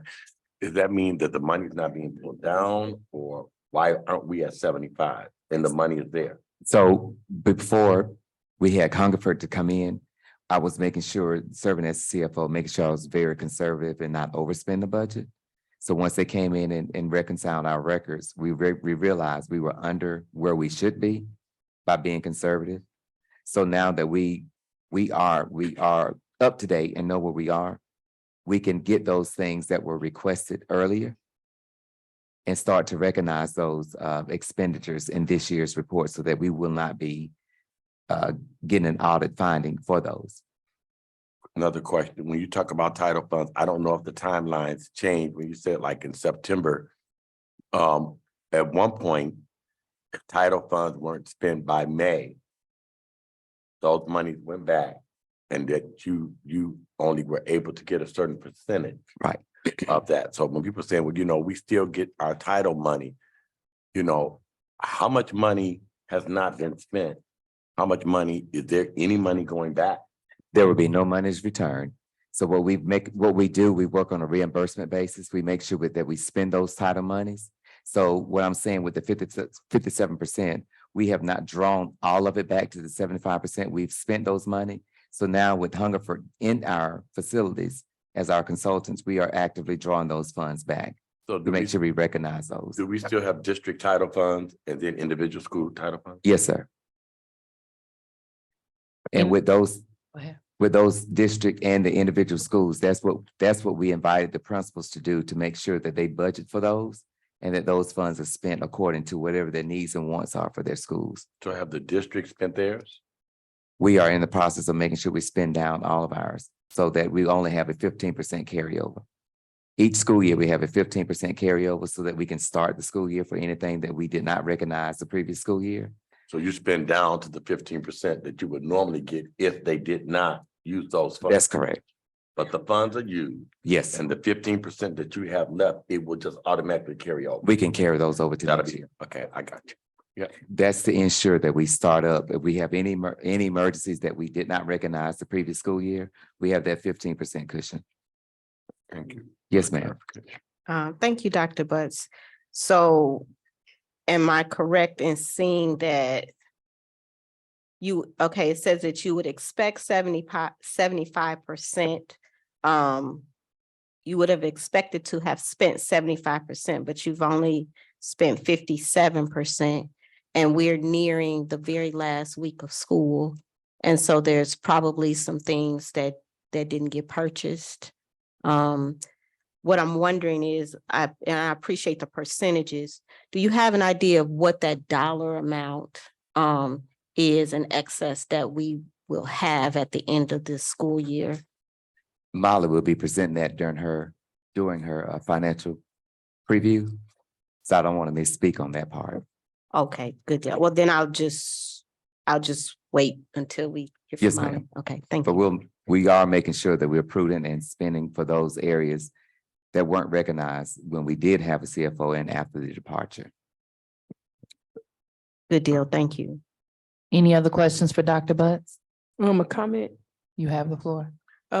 Really excited to learn more and understand more about the budget. This is just a pre-message so that our committee can get support on the 2 upcoming purchase requests and staff reports. Now that I appreciate the conservativeness and keeping in mind, last month I presented up until December and then March. And so now we just didn't have a handle on it because of our gaps in employees and timelines. And so we're now up to date. We're in good shape. We're very, we feel bad that we didn't get all of the instructional supplies that we needed. However, Ms. Waddell and her team, they're definitely on it. Hopefully the principals and everyone can now put in all of their requests, get everything in. Let's look at the positives. We do have a little money to spend and they can shop and get the things that they need and not just waste. Hopefully we can get all of the books and everything approved that's on the agenda tonight. And then, that 15% will just be, again, more money that we can roll over and have as a cushion or in our savings to be able to get the things that we need in the future. And so this is the time now that we have a little extra money to put in everything that we need, not stuff to sit on the shelf or in the boxes in the corner. But I'm really grateful for the work that they're doing. And as the treasurer, I am very grateful and humbled that we are, 12%, what is that, like 20, how many, 18% under, 18% under our projected budget versus 18% over. So I'm very grateful for that. And I'm looking forward to hopefully those staff reports getting approved tonight. Hint, hint. Which reports are those, trustee? We're asking for some Treasurer. equipment, Is it for under? athletics, course? books. Okay. So Corson has a few, Waddell has a few, and just trying to let it be known that we're really looking forward to spending this money, and that's where the money will be coming from, the extra money that's allocated or available. About $3 million. What now? 3 million. Okay, next we have statement of financial position. Dr. Butts. Yes, ma'am. If you look at the report that we have on the board, where we start off with our assets, the cash flow in the general fund, as far as the asset, we recognize in $4,628,000. The cash equivalent in deposits, we look at the sinking fund as $3 million. Bless you. And when we look at the accounts receivable due from other funds and due from governmental units, these are all the assets that we have. So total of assets that we have right now are $30 million, $30,714,295. Then we look at the liabilities and fund balances. Liabilities are those things that, of course, as they say, liabilities that some of the things we put to the side just in case, other things that we are due to pay for. Those total liability fund balances equal up to $5,061,000. Also, the non-spendable, the restricted and unassigned, along with the ESSER 2 funds that we are recognizing for this year that we have recognized, come up to be $25 million. So that gives us a fund balance still of about $5 million as we stand as of March 31. That doesn't mean what we'll have at the end of the school year, and Molly will explain further our fund balance boost and why it will be there at the end of the school year. This is just up to March 31 of our financial position where we were then. Great. You go back to that line. You said 3, that's 8. Go back to that. Go back to the one you just.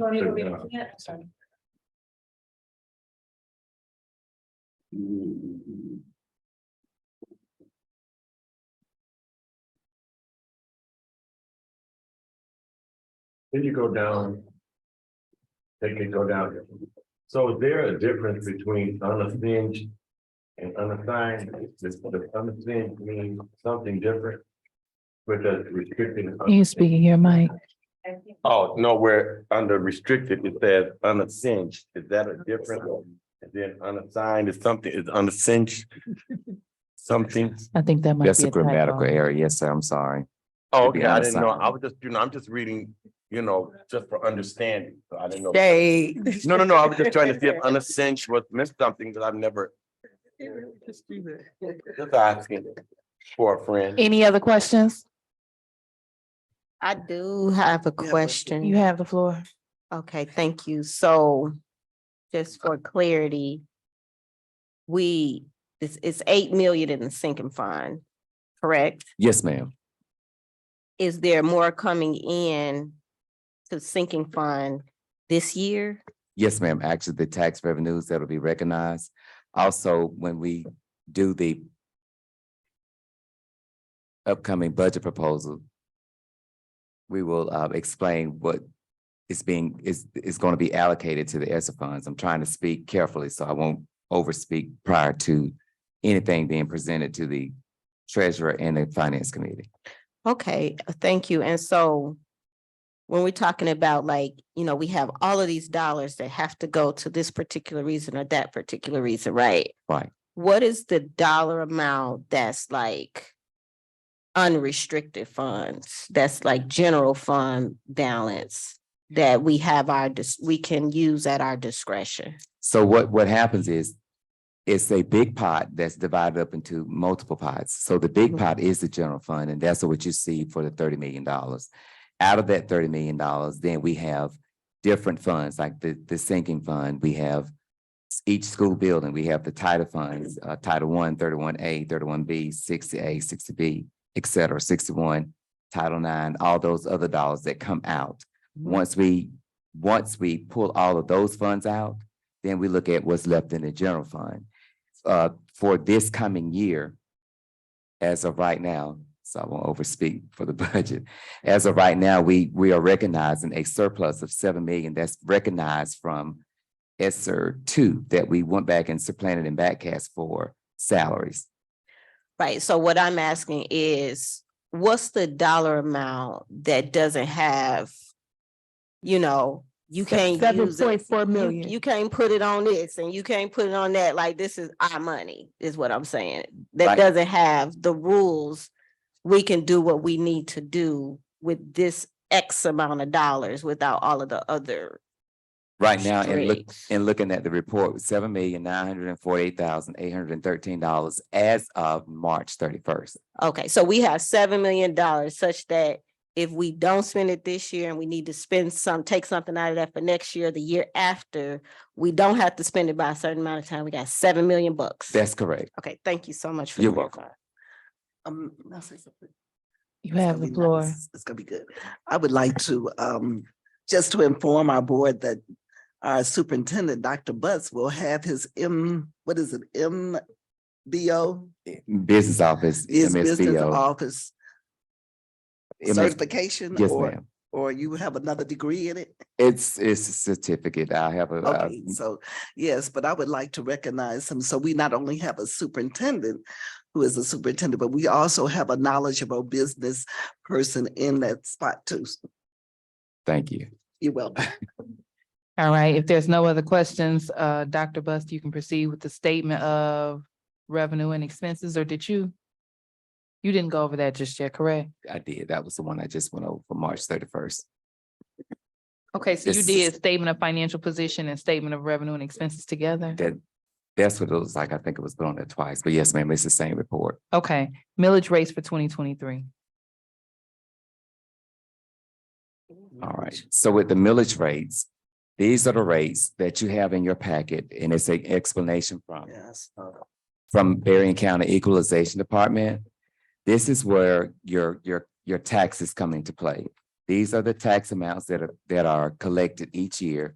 We start in October, and we recognize some of those throughout the remainder of the year as the taxes trickle in from maybe some behind payments So this year, what we're looking at is the board has to vote each year to either increase, remain the same, et cetera, for the millage rate. So what you're looking at is what the county has already put together for us. As far as the millage rate, these millage rates are based upon a calculation that they use, and it's throughout the county. And in looking at that, we come to staff report S2. And for this, for the millage rates for 2023, the reason for board consideration, each year the Board of Education approves the millage rate for the school property taxes. This evening, it is recommended that the district levy the same millage rate as in 23 as those levied in 2022, excuse me. Approval of this early will enable staff to communicate the millage rate to local units of government that are collecting the district's summer taxes. Policy reference, none. The recommended action that the Board of Education approve the following millage rates for 2023. Operating millage rate on non-homestead, no prepaid property, 18 mills. The 2017 sinking fund millage rate on all property, 2 mills. Commercial personal property, 6 mills.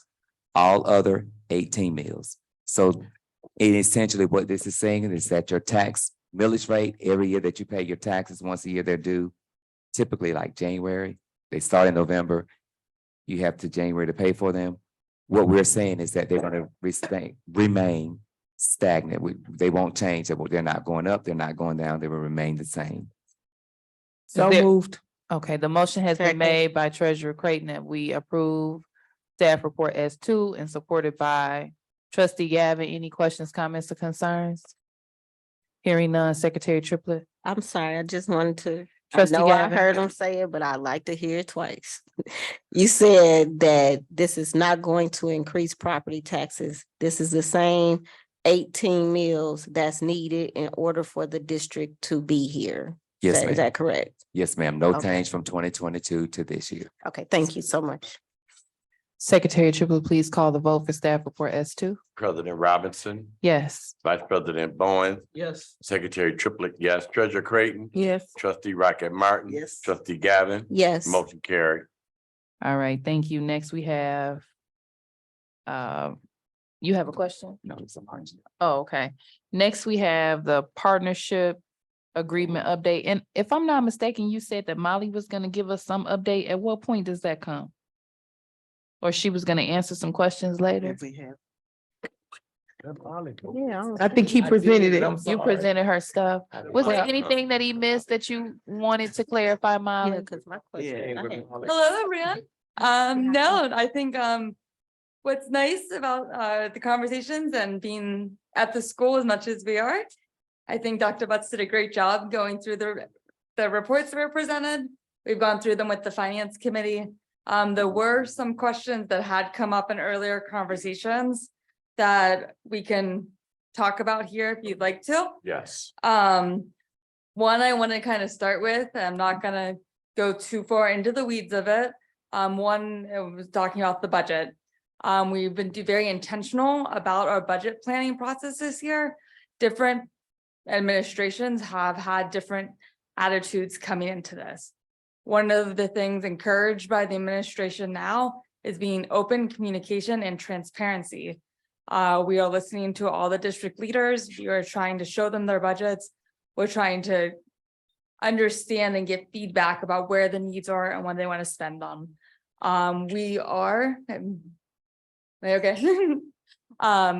We have identified, I think there was about 20 budget leaders in the district who we have meetings with the permission and leadership of Dr. Butts, and having the opportunity to hear them and be able to work things into the budget, which you will see in the upcoming meetings.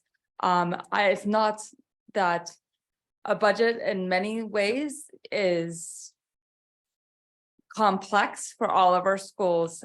We try to simplify them, not to question anyone's intelligence, and that everyone has a different level of understanding of them. We are still working as a group to figure out how best to communicate that information back. So they'd have regular updates on where they are with spending and other items. We have been building a very strong grants team. We get a lot of grants into this district with Chief Waddell's support. We've been intentional about making sure we are spending those grants in the way we need to. All of our funds have some level of a tie to them. So if it's something unrestricted, we still have to follow everything because we are a school district. But I think, you know, we have needs identified and we are going through and being intentional about being able to carry additional funds forward. In previous years, we have carried forward more than the 15% for title funds. We can say we are not doing that this year, and we are having communications with people buying things, saying, hey, we need to get these bought now. The time is now. There's a reporting period that we're spending funds. You will see some of the reports that are coming up. Some of these items are grant funded. So they will, and then you're looking at those statements, they will be one-to-one from revenue to expenses. So any of a dollar not spent would not be necessarily shown in our financial statements, but would be known in this board, and we would really let you know as they go through. Yeah, I think we're excited about where we're going in the direction. So also another item that would come up, our engagement has expanded. We were I would say more project-based. We are now helping out in more of a CFO capacity. We have people on site 3 days a week, hoping to have the familiarity and transparency so that we can do a good job for everyone in this district. Go ahead, Mom. I was just going to remind you to mention the process for purchasing. I think someone said systems and priorities, and then the CTE director. Okay, so the CTE director, there'll be a staffing component to the budget that you guys will see in the upcoming weeks. You will see that, and it's top priority. We hear you.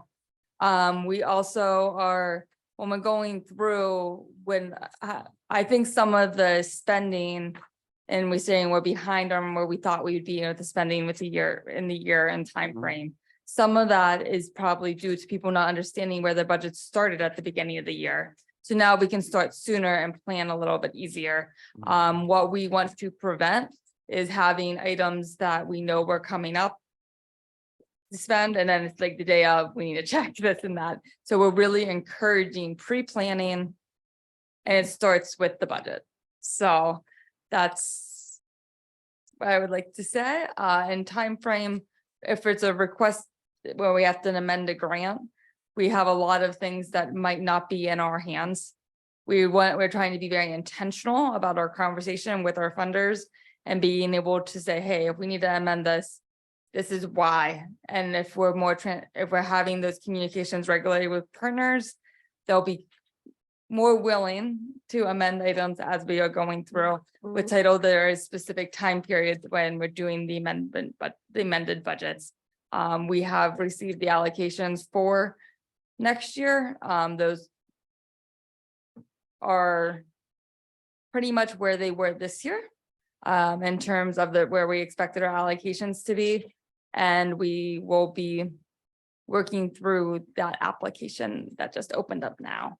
What's great is that we're building experience with our staff, and we are confident that in Dr. Butts's report, he mentioned that we got our title budgets approved. So we were able to pull $3 million in title funds at the beginning. We are confident of May. We're confident that that date will be sooner in future years. Thank you. Thank you. I Very did have a much. question, President Robinson. I was told it would be answered at this time. Can you repeat your question? Yes, ma'am. The question was about the title funds from the previous year. I can't remember the dollar amount, something close to $250,000 or more. Had those dollars been accounted for? Had they been spent? or did they go back? It did not go back. What we were able to do, we were able to get an exception for this year to carry forward more than the 15%. So when we built our budget out this year, it accounted for the previous amount of the year. This isn't something that we like to use exceptions. So when we're saying we're being very intentional about our spending this year, I hope we're not in that situation again. We do recognize revenue as we incur expenses. So for example, there are items in here that we haven't ordered yet that will be paid with some of these funds, which you'll see the reports at. So those are the revenue and the expenses will be included in those. And So- one last question. Now that we're up to date, can that information or is that information being uploaded to Munitrex so that everyone can see it as well? What we can do is in the upcoming meetings, the finance committee's meeting in July. We'll get through the budget, we'll talk about what reports need to be where at what point. And what consistent information the board will get. And I think Munitrex is a very valuable part of that missing piece. So that will be part of that conversation as well. And no, Treasurer Creighton and I we have goals. So that's one of the big things that we want to make sure you're getting additional information that will help you guys make informed decisions to run the district. Thank you so much. I Thank you. believe you indicated you had a question, are you? Yeah, I just wanted to make sure, just for clarification purposes. No title money, no money went back. None. Yeah, money did not go back. So we got access, they'll still be able to use that money and everything. Yeah, we rolled the money forward into the current grant. And pray that they approve the staff reports tonight. Additionally, I know that we are in a different or special position as it relates to our finances because we don't have a CFO. However, we do have our consultants that are here and helping us. But I have noticed that it seems that each month we get to the table, the same questions are being asked. And I know it's specific to where are we with the budget? How much money do we have in this or that? And it's the same question being asked several different ways. And I know it's just because we're not receiving the type of reports that we're accustomed to. So I do want to offer to the board, if you feel as though you need maybe more of a one-on-one sit-down conversation to kind of walk through these reports that we're getting because they're a little bit different and have an opportunity to ask those questions that you may forget to ask at the table so we can make sure we all have a full understanding of our finances, feel free to reach out to Dr. Butts or Treasurer Creighton so that we can make sure everybody understands, because I know what we have is a lot different than the monthly update that we've been regularly receiving. I want to make sure everyone, it's completely different. And I just want to make sure everyone feels comfortable with everything with where we stand. So I thank you so much for your time. And I'm sorry that we continue to take your shine from you, but you are so gracious.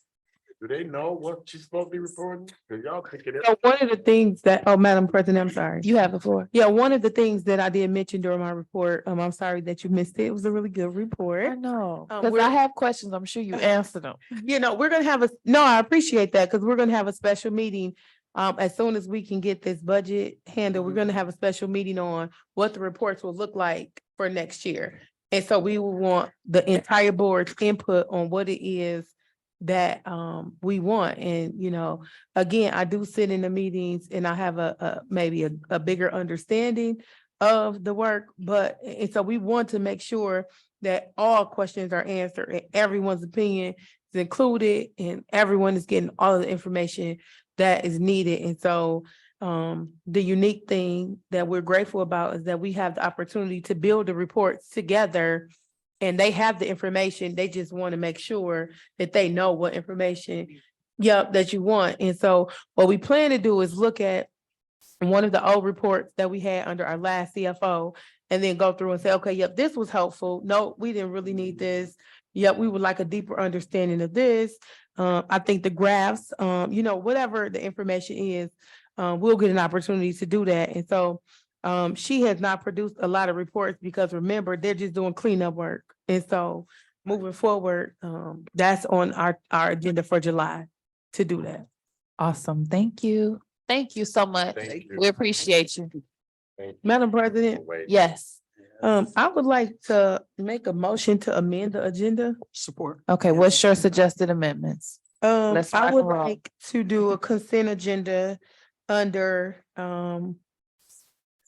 student support services, with removing S 2 and 3, as a table. Would that be, did I say it appropriately? I completely understand what you're Okay, communicating, perfect. and yes, so you're wanting to, you want to make a consent agenda with all reports under student services except SS2 and SS3, which you are choosing to table. Yes, ma'am. Okay, And then, also a consent agenda under teaching and learning with removing T5, as a separate item because there is a presentation. So still allowing them to do the presentation, but consenting that we'll vote on T1, 2, 3, 4, and 6 together. okay, so Treasurer Creighton has made a motion to amend the agenda. The suggested amendments are to create staff consent agendas for staff reports SS1, SS4, and SS5 under student support services, as well as creating a consent agenda under teaching and learning for staff reports T1, T2, T3, T4, and T6. Is there a second to that motion? Second. The motion has been made by Treasurer Creighton and supported by Trustee Bowens. Any questions, comments, or concerns? Hearing none, Secretary Triplett, can you please call the vote for the amendment of the agenda as noted? President Robinson. Yes. Vice President Bowen. Yes. Secretary Triplett, yes. Treasurer Creighton. Yes. Trustee Rocket Martin. Yes. Trustee Gavin. Yes. Motion carried. All right, thank you so much. Next on the agenda, we have partnership agreement update and strategic plan update, and then we'll take a recess before we start with Mr. Corson or Chief Corson. Thank you, Madam President. This will be short and brief. With the partnership and strategic plan update, they are one in the same almost. We used our strategic plan to build our partnership agreement. At this point, we are in the beginning stages. We are moving forward with it. In order for us to start our partnership agreement, we are working towards making sure that we have the right material in place, which will come under teaching and learning, and making sure that we get the books and the material that is needed to start us off in the right direction of the partnership agreements, ensuring that academics are at the forefront. Additionally, I would like to add, there are continuous meetings that are held. They're on my calendar. Are they monthly? I know there's one Thursday at 10 a.m., but are they once a month? They're supposed to be once a month, but actually they're supposed to be twice a month. One is virtual, one is in person. Some of these other ones, like the one on Thursday, is making sure that we have everything that we need to get started. So we're still in the starting phases. So that's why we're having the extra meetings right now, but they will subside and go to one virtual meeting and one on-site visit per month. And just as an FYI, those are currently scheduled. And so just as we worked collaboratively in creating the partnership agreement and attending those meetings, I'll be reaching out to each of you to make sure that you have an opportunity to attend one of the meetings that are being held, so we can all stay in the know as to where the district stands in our relationship with the Department of Education. All right, you can proceed with strategic plan update. So we're not doing any questions? for Yeah, go partnership? ahead if you had a question. So for me, with the partnership agreement being so involved, I'm just wondering, is it possible, or are you going to do any type of like a dashboard set up? Because I know that there's all these requirements. We have to prove that we are meeting those requirements. And I'm wondering if there's some type of visual report in which we can see, these are the things we promised we were going to do. This is where we are with it. For me, at a glance, that's very helpful. I don't know if the rest of the board members would appreciate something like that, but is that something in the works or something you're interested in doing? Yes, ma'am. So it's through our MyKIP. So what we can start doing is showing where we are on the MyKIP, which is MyKIP is for those that may not know, is our district improvement plan, and each building has a building level school improvement plan. So what we can do is give updates district-wide and by the school, if that would be helpful. Yes, thank you. Mrs. Yes. You have the floor. For the meeting Thursday. Can you speak in your mic? For the meeting Thursday, is that a online or? in It's person? online Thursday So at 10 they'll a.m. send us a link? The link has been sent to Dr. Buss and myself. Okay. However, if you would like to attend, I can forward you that link. We just have to be careful with the amount of us, of course, that are present, but Oh, okay. as long as we have three, I'm more than welcome. You all can use my seat because I'll be wore out. It's in person. Oh, it's in person here, but some of them are virtual though. Okay, so my apologies. so This this one was- is at 10 a.m. here. Okay, and it's open to us? Yes, Okay. you are a member of the Board of Education. So would you like to, are you planning to attend, Trustee Raquel Martin? I'm thinking about Okay, I will notate that so that we're aware. Okay, Once you get our vote in for Darren Reed. okay. And then Dr. Buss indicated that you didn't necessarily have a major strategic plan update. Because it's part of our school improvement, our district-wide improvement plan, which is part of the partnership agreement. Okay, so they were one and the same. All right, any additional questions for Dr. Butts? Hearing none, we are going to take a brief recess. It is 7:53. We can make an effort to come back at 8:03, which is 10 minutes. And knowing us, that'll probably be 8:05, but let's make an effort to restart at 8:03. We are at recess.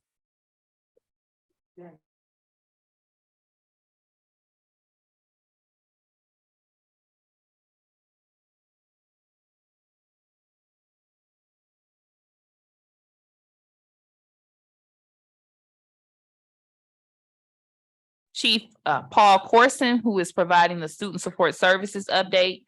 He is going to begin with the July student support services update. And just as a reminder, all of the things that we're voting on is a consent agenda except for SS2 and SS3, which were tabled. So Paul, I just want you to kind of go through each of the information that you have for us, present the staff report, and then we'll take the vote on them all at once. So you have the floor. Madam President, Yes. are we able to amend the agenda again, for the health education presentation? And also, we have some people that's been waiting since 5:30 for a closed session for HR resolution. Okay, so we can move the health education presentation up. The resolution 1, 2, Oh, and 3. these are just the quick standard ones? Mhm. Okay, we can move both of those up, but keep in mind that we'll essentially then have two closed sessions. One in, I mean, we'll have one that we do now, and then there's other. There are legal opinions that we have to review that probably, if we do them now during this closed session, then we essentially will have the public waiting a little bit longer than we want to. So we can do the 3 and get them out the way and then do the others at the end. Okay, yep. So, at this time, I'm asking for an amendment to the agenda to move up the health education presentation under strategic plan update. And also, the closed session for the resolutions, 1, 2, and 3 to be under the health presentation. Second or support? Second, The motion has been made by Treasurer Creighton and supported by Trustee Gavin. Any questions, comments, and concerns? That essentially means that we're gonna have the presentation and then we'll go into closed session. There's no question. Secretary Triplett, can you please call the vote? President Robinson. Yes. Vice President Bowen. Yes. Secretary Triplett, yes. Treasurer Creighton. Yes. Trustee Rocket Martin. yes. Trustee Gavin. yes, Motion carried. All right, so next up, we have the health education presentation presented by the Sex Education Advisory Board. And it's also pertaining to the curriculum for the HIV, STI, and sex curriculum. Hello, for those of you that don't know, my name is Michael Yashkevich. I'm the medical provider over at the Student Health Center.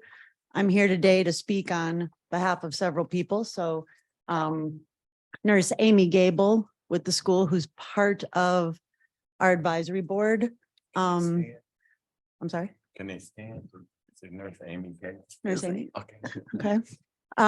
We lost Pastor was here and also Charlie Patterson. They were here tonight just as support. They're also on our sex ed advisory board. And then Nurse Ashley from the school-based clinic is also on that advisory board. Right? Do I have anybody else? No. Okay. So tonight, the reason we're talking on this is that there's an agenda item. I've been here in front of you before to talk about kind of our gig and how important sex ed was eventually going to be to me. And then also, if you recall, whoever was here then, oh, for goodness sakes, the health department, they did their presentation. So these things kind of all go together. I don't know if you recall when the health department did their presentation.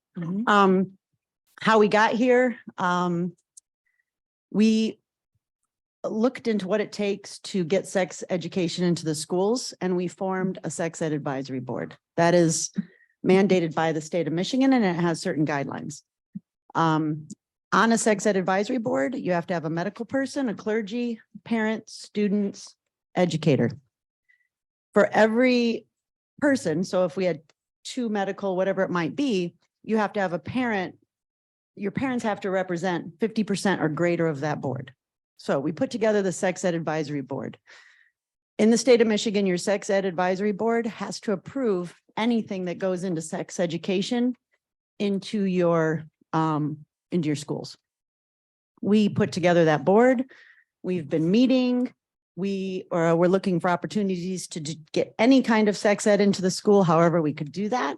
We're looking to do that affordably, and we worked with the school, the health department to do that because they had their Taking Pride in Prevention program, which was a grant that they had.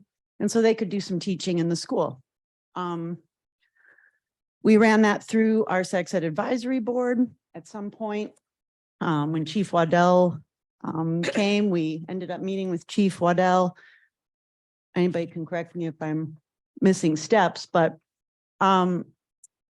we were looking for ways to affordably to just get going, right? To get a movement, to get something to you guys, to get something approved so that we could be doing something. We also knew that we needed to get HIV education into the schools because that was also a requirement of the state. During that time, it was the health department that had the Making Proud choices. We approved that. The sex ed advisory board approved that curriculum to be used. That was included. You have those items. And then I had actually tried to work with somebody from the state, wasn't reaching them, wasn't getting through it. And at some point, Chief Waddell hooked up with that person and found out that there were monies available to get the Michigan model. Michigan model is the model for sex education in Michigan schools. It's nationally recognized. You also have that up on your screen or in your items. And we, as the sex ed advisory board, then we also approved that. So again, these are students, parents, clergy, medical, and educators overwhelmingly approved both of those items up there to use for sex education. Anything that would be added with sex education, just to understand a sex ed advisory board based on the state of Michigan.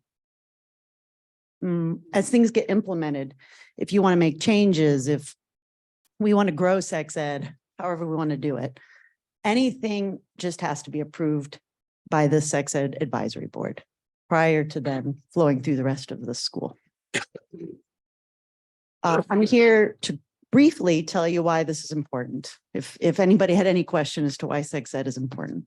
Our students were going to make a movie for you, but Mr. Guidry's movie took a lot of energy, and so I apologize, but the general statement, I had some statements from the youth, and the general idea is we need this education because we don't understand, right? So every kid that has spoke on behalf of this, anytime we've had conversation, I've not had a student that ever said, we don't need sex education. We don't need more education. Okay. So when the health department presented to you, I don't remember what year's data they used, but we could go back. I have data back to 2019. And we're just talking, I'm only pulling out positive chlamydia and gonorrhea. Okay. Two of the common STDs that we see. These left untreated cause pelvic inflammatory disease. They can cause infertility. Worse than that, we know that anytime you have a positive STD, that you're more prone to having something like HIV, human papillomavirus, which causes many cancers.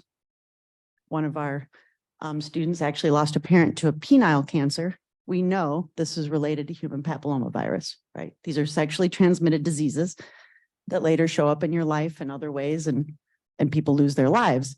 You don't think about that goes back to adolescence and unprotected sex and STDs. Okay, so looking at 2022, positive gonorrhea and chlamydia in Benton Harbor was 453 cases. Okay, your next highest city in your county is Niles at 90. 453, 90. Your population of Niles is 11,876. Your population, Benton Harbor, this is 2021 data, 8,982. Yes, sir. So when you say Benton Harbor, and you give this data, you say 9,000 in the city of Benton Harbor. Okay, so but are those numbers including Benton Township, St. Joe Township, because our school district is made up of 7 different municipalities, because when this data goes out, so these kids that live in the 49022, it's not just 9,000 people. It's more than 20 plus something thousand. Wait, say that one more time. Okay, I'm asking. Secretary Triplett. You say the city of Benton Harbor, the data that you just gave was for the city of Benton Harbor proper. So the data that I have from the health department says Benton Harbor. Okay. So I can get back to you on details. So I've Right. got Baroda, Benton Harbor, Berrien Center, Berrien Springs, Bridgman, Buchanan, Coloma, Eau Claire, Galeen, New Buffalo, Niles, Riverside, St. Joseph, all divided separately. Okay, I don't know if that helps you. But I know it doesn't, I don't need any help. I just want you to know Uh-huh, when they say 49022, because see, when we come and we get these reports, uh-huh. and I know that these numbers and different things help get funding, say the funding is needed, but we have to be mindful. When you say Benton Harbor, again, this district is made up of 7 different municipalities. You're talking about the school district. 49022. Benton Harbor is St. Joe Township. Benton Harbor is Benton Township. So you saying that this is just for the city of Benton Harbor? That's what I'm asking. I apologize. I don't know that I understand your question. So I'm looking at city data from the health department. That's separate than like maybe who the students might be. Is that what you're? So I'm what sorry. he's trying to clarify is there is Benton Harbor proper, which is essentially the 4 by 6 mile radius of Benton Harbor. Those individuals are only able to vote within Benton Harbor elections. However, there are townships and other municipalities that fall within Benton Harbor, Michigan as a postal area. So he's asking, when you give us data that says Benton Harbor, is it essentially that 4 to 6 mile radius of the heart of Benton Harbor that is truly only Benton Harbor proper is what we call it?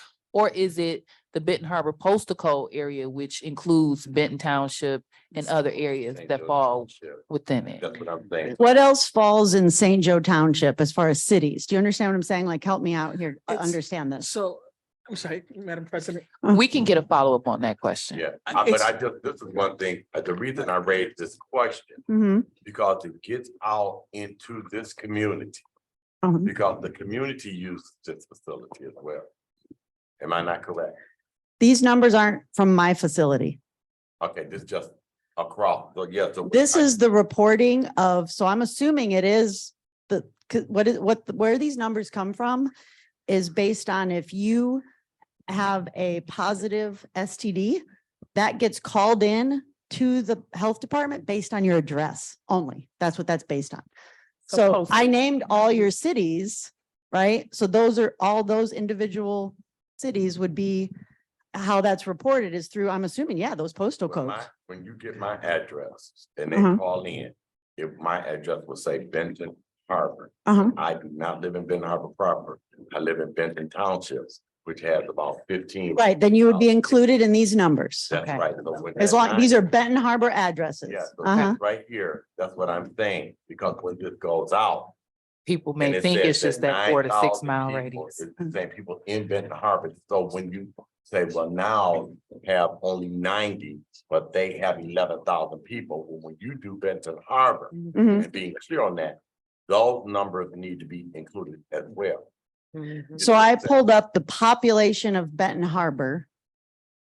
Right, I can look up what the population is, including the townships, but I don't, these are Benton Harbor addresses. So as reported to the health department, it would say Benton Harbor, Michigan, Okay, so when you. Niles, Michigan. Yeah, so when you put the population, Benton Harbor, if you go back and talk to them.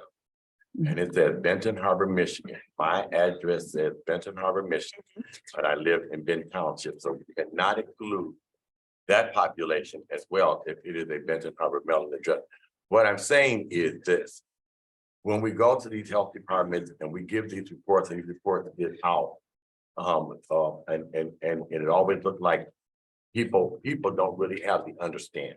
So now you'll see, in the community, just like you didn't understand that I live in Benton Township.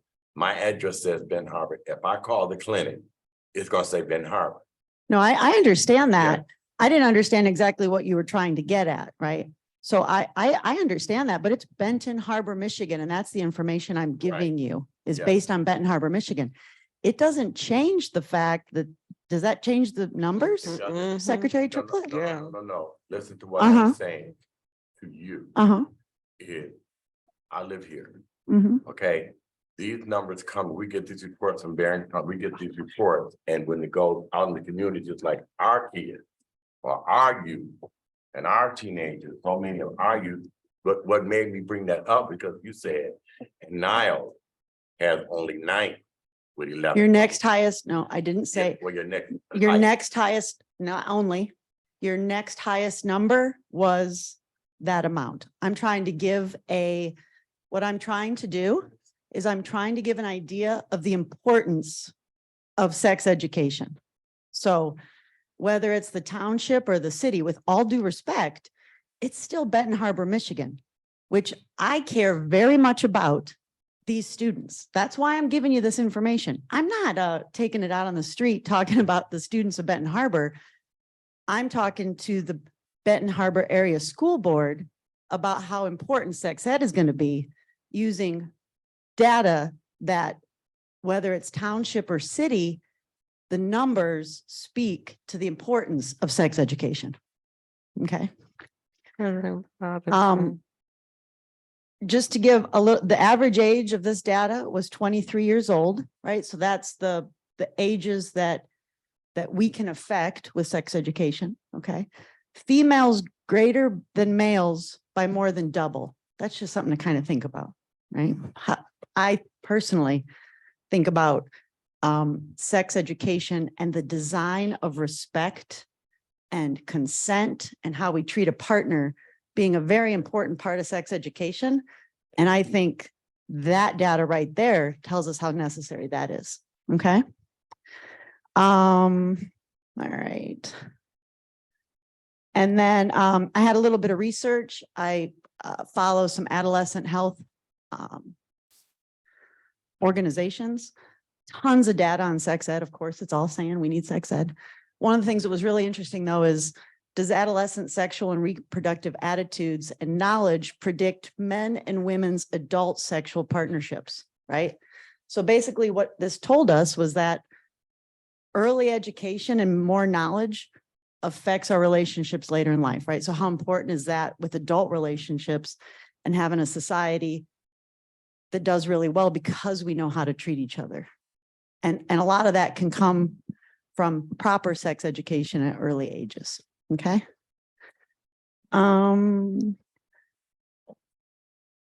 Real quick, And Michael, then Michael, real quick, don't forget the abuse prevention education piece. Yep, got Thank it. you. No problem.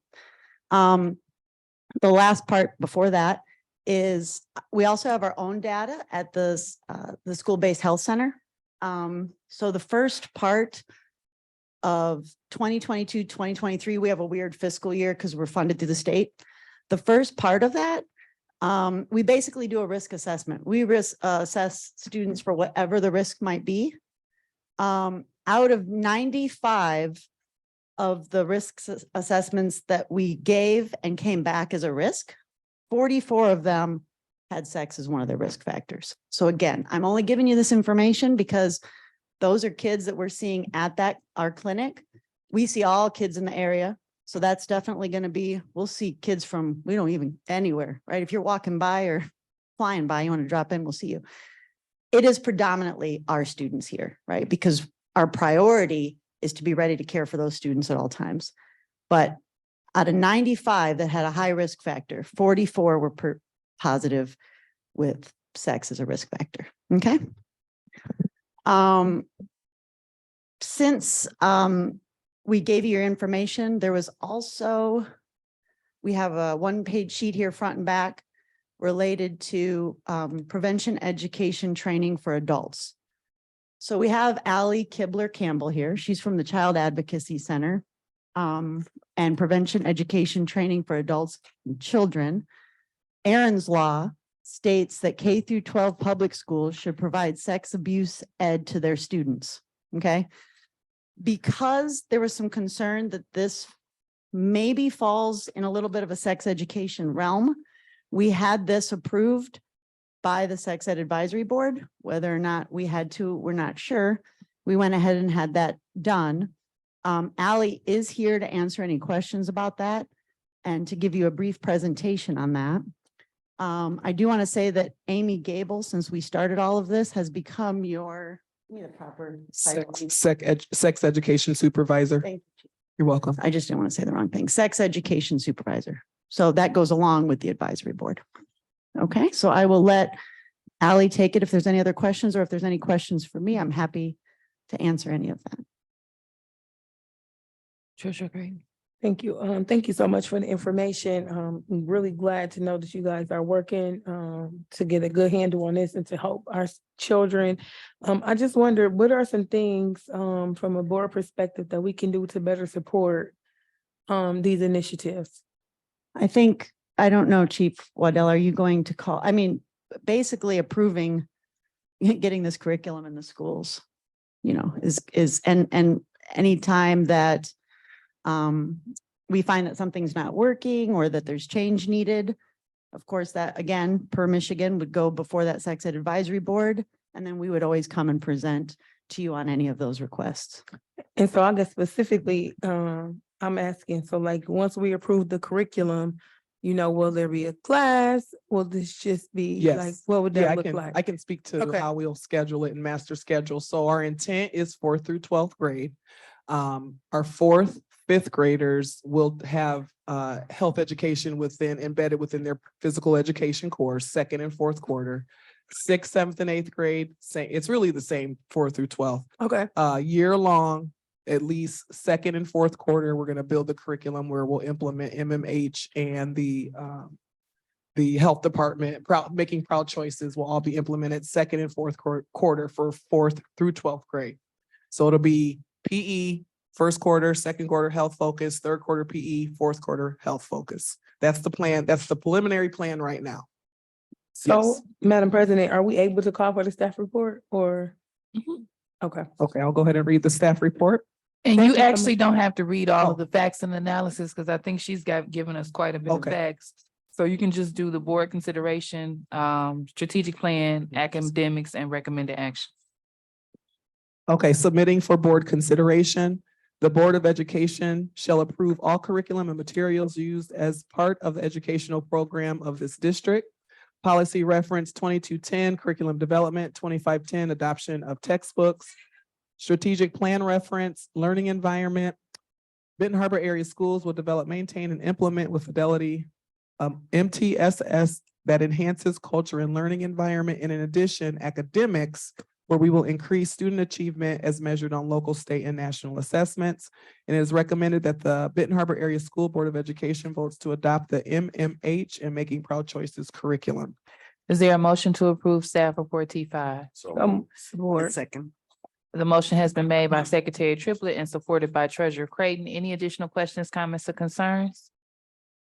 Hearing none, Secretary Triplett. President Creighton, Not me. President Robinson, Yes.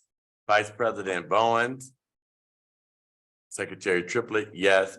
Treasurer Creighton. Yes. Trustee Rocket Martin. Yes. Trustee Gavin. Yes. Motion carried. Thank you, and thank you so much for the presentation provided. We really appreciate the information. Next, we have our closed session. This is pertaining to HR Resolution 1, 2, and 3. Is there a motion to enter end open session and enter closed session? So move. So President Robinson, I have a question. Oh, support. Okay, the motion has been made by Secretary Triplett and supported by Treasurer Creighton. The Board of Education is holding closed session to consider personnel matters under policy 0167.2G. And Secretary Triplett, can you please call the vote? I have a question. Yes. So do we do one, how would that work? Will we call one person in at a time? Okay, Yeah. thank you. Secretary Triplett? President Robinson, Yes. Vice President Bowen, Secretary Triplett, yes. Trustee Rocket Martin. Yes. Trustee Gavin. Yes. Motion carried. All right, so we are entering closed session at approximately 8:30 PM. Those of you that are here with us, you're more than welcome to stay. I do not anticipate this will be a lengthy closed session, and then we'll return as soon as we are done. We're entering closed session officially at 8:31 PM.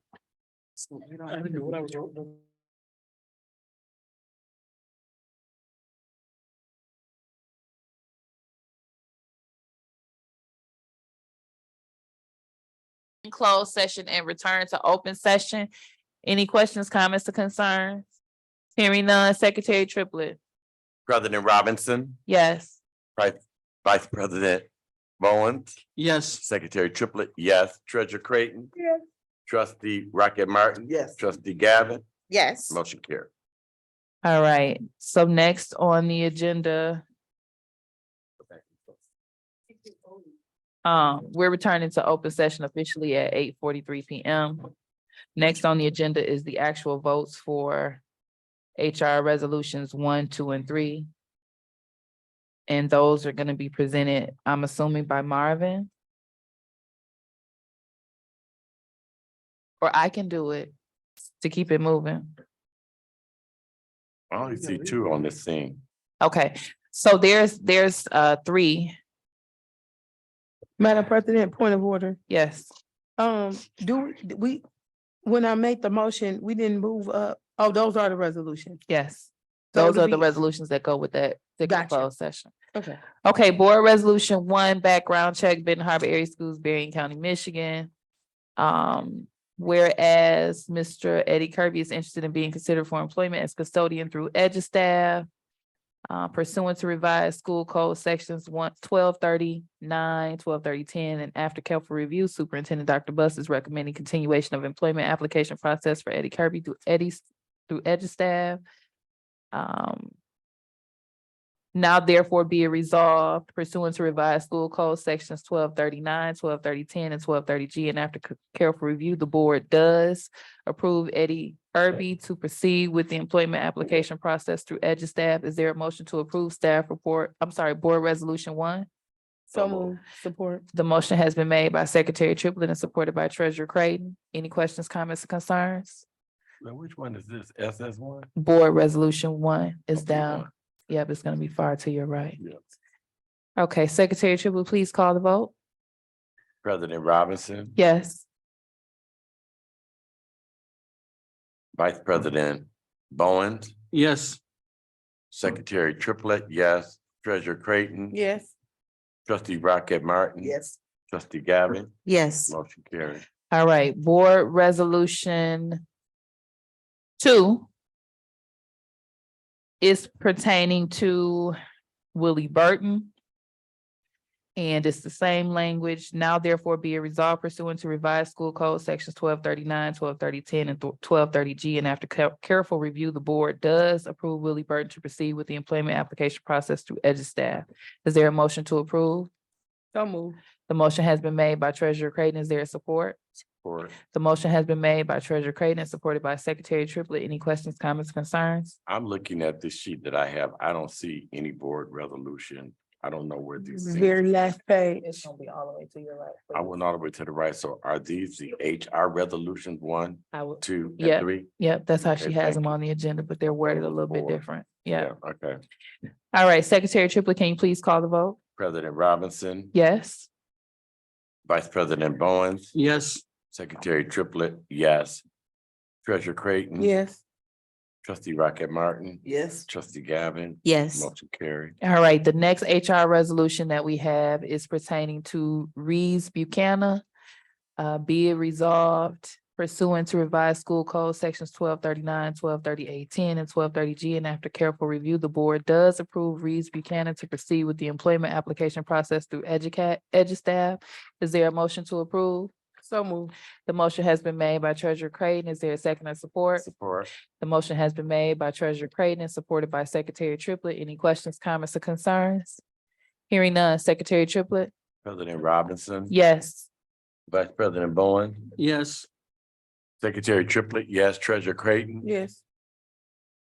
Trustee Rocket Martin. Yes. Trustee Gavin. Yes. Motion carried.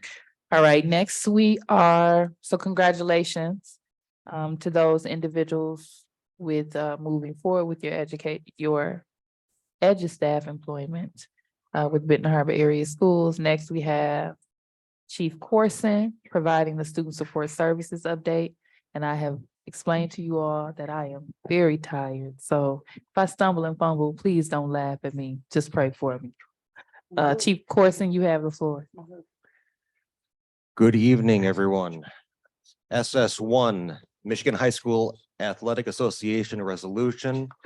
Reason for board consideration, MHSAA requires board approval for the athletic participation of MHSAA sponsored interscholastic competitions. Facts and analysis, MHSAA provides student athletes a handbook that outlines acceptable behaviors and expectations for student athlete. Each school that participates in MHSAA sponsored programs is required to adopt this resolution.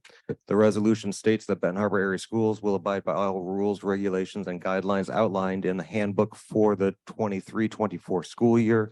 This resolution is to be approved for the school year ending on July 31, 2024. Policy reference none, strategic plan reference none, recommended action that Benton Harbor Area Schools Board of Education votes to approve the resolution of the MHSAA as presented for the school year of 2023-2024.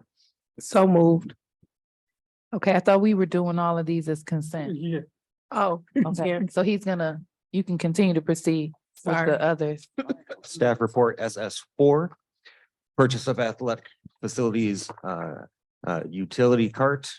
Purchases over the superintendent's purchasing threshold require board approval. This purchase exceeds that threshold. This funding source for this purchase will come out of the athletic department budget. Facts and analysis, the athletic department current utility cart gets heavy use and needs to be replaced after many years of service. The current model is from 2005 and the current cart cannot transport items efficiently back and forth to games and practices. The cost of the cart is $11,170. Policy reference 6320, purchasing strategic plan reference. Facilities and operations, Benton Harbor area schools will develop, implement, and evaluate a fiscally responsible plan that will ensure physical and psychological safety. Recommendation that the Benton Harbor Area Schools Board of Education votes to approve the purchase of the athletic facilities cart as presented. All right, SS5. SS5. Purchase of Promethean classroom technology. Purchases over $28,048 need board approval according to the most recent state of Michigan Department of Education threshold. Facts and analysis. Upgrades to student technology is necessary to remain competitive and to support our educational goals. The source of these funds is derived from Title I funding sources. Policy reference 6320 purchasing. Strategic plan reference learning environment. Benton Harbor area schools will develop, maintain, and implement with fidelity a multi-tiered system of support that enhances the culture and learning environments. Recommended action that the Benton Harbor Area School Board of Education votes to approve the purchase of student computer devices as presented. I make a motion that we approve staff report SS 1, 4, and 5. Is there a second or support? The motion has been made by Treasurer Creighton and supported by Secretary Triplett. Are there any questions or concerns regarding SS1, SS4, and SS5 related to the MHSAA renewal, the athletics facilities card approval, and Title I Promethean classroom technology? Madam President, You have the floor. the card approval, is that the thing that drive them around, the pickup thing, stuff like that? Is that the card approval, the thing that drive them around? That you see They them at say the game? yes. And also, I would like us to make sure that we keep the one that we have until it's gone, that it does not disappear.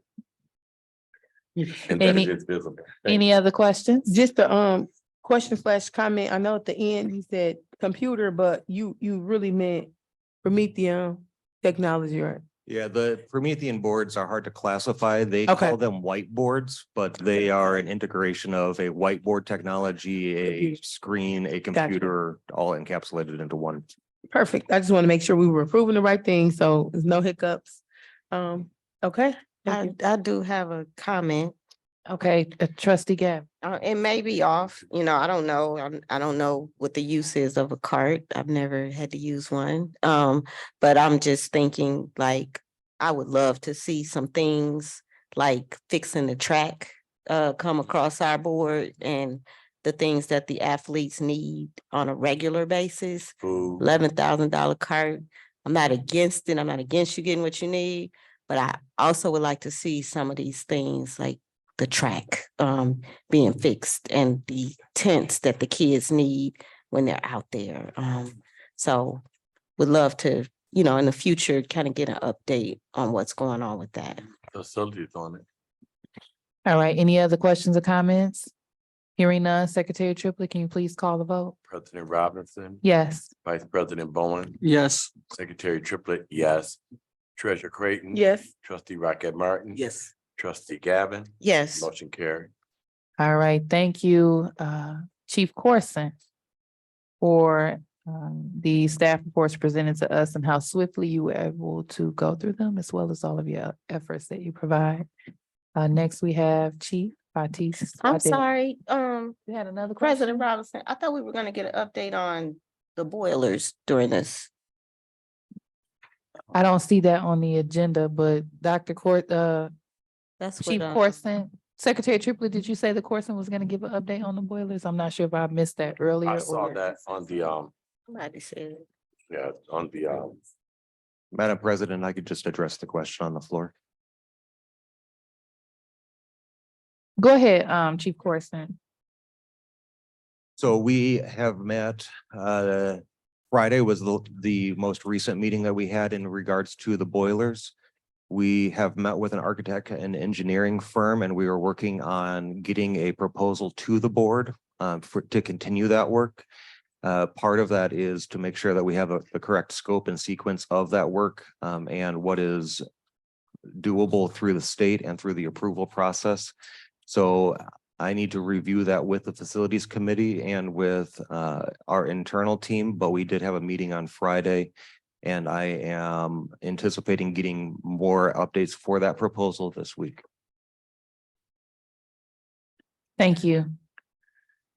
And we did, Madam President, You have the floor. and we did meet when we met and we met with the team about the legal team about actually doing the RFPs and that whole procurement process. And a lot of insight was provided. And there are some St. Joe schools that are currently under renovation starting yesterday. And so it might be a good resource that's handy. We're utilizing that resource. Okay, great. also, Secretary Triplett, you have the yeah, floor. also, this is to the Board of Education too. There's a major project, and like you said with the boiler, we know that's at the forefront of what it is that we do. And so, like I said, we want to make sure that everything is okay. But we also talked about in our facility meeting, you know, some of these projects, as trustee Gavin was saying, some of these projects going to take some planning and what have you. So what we're looking at now from the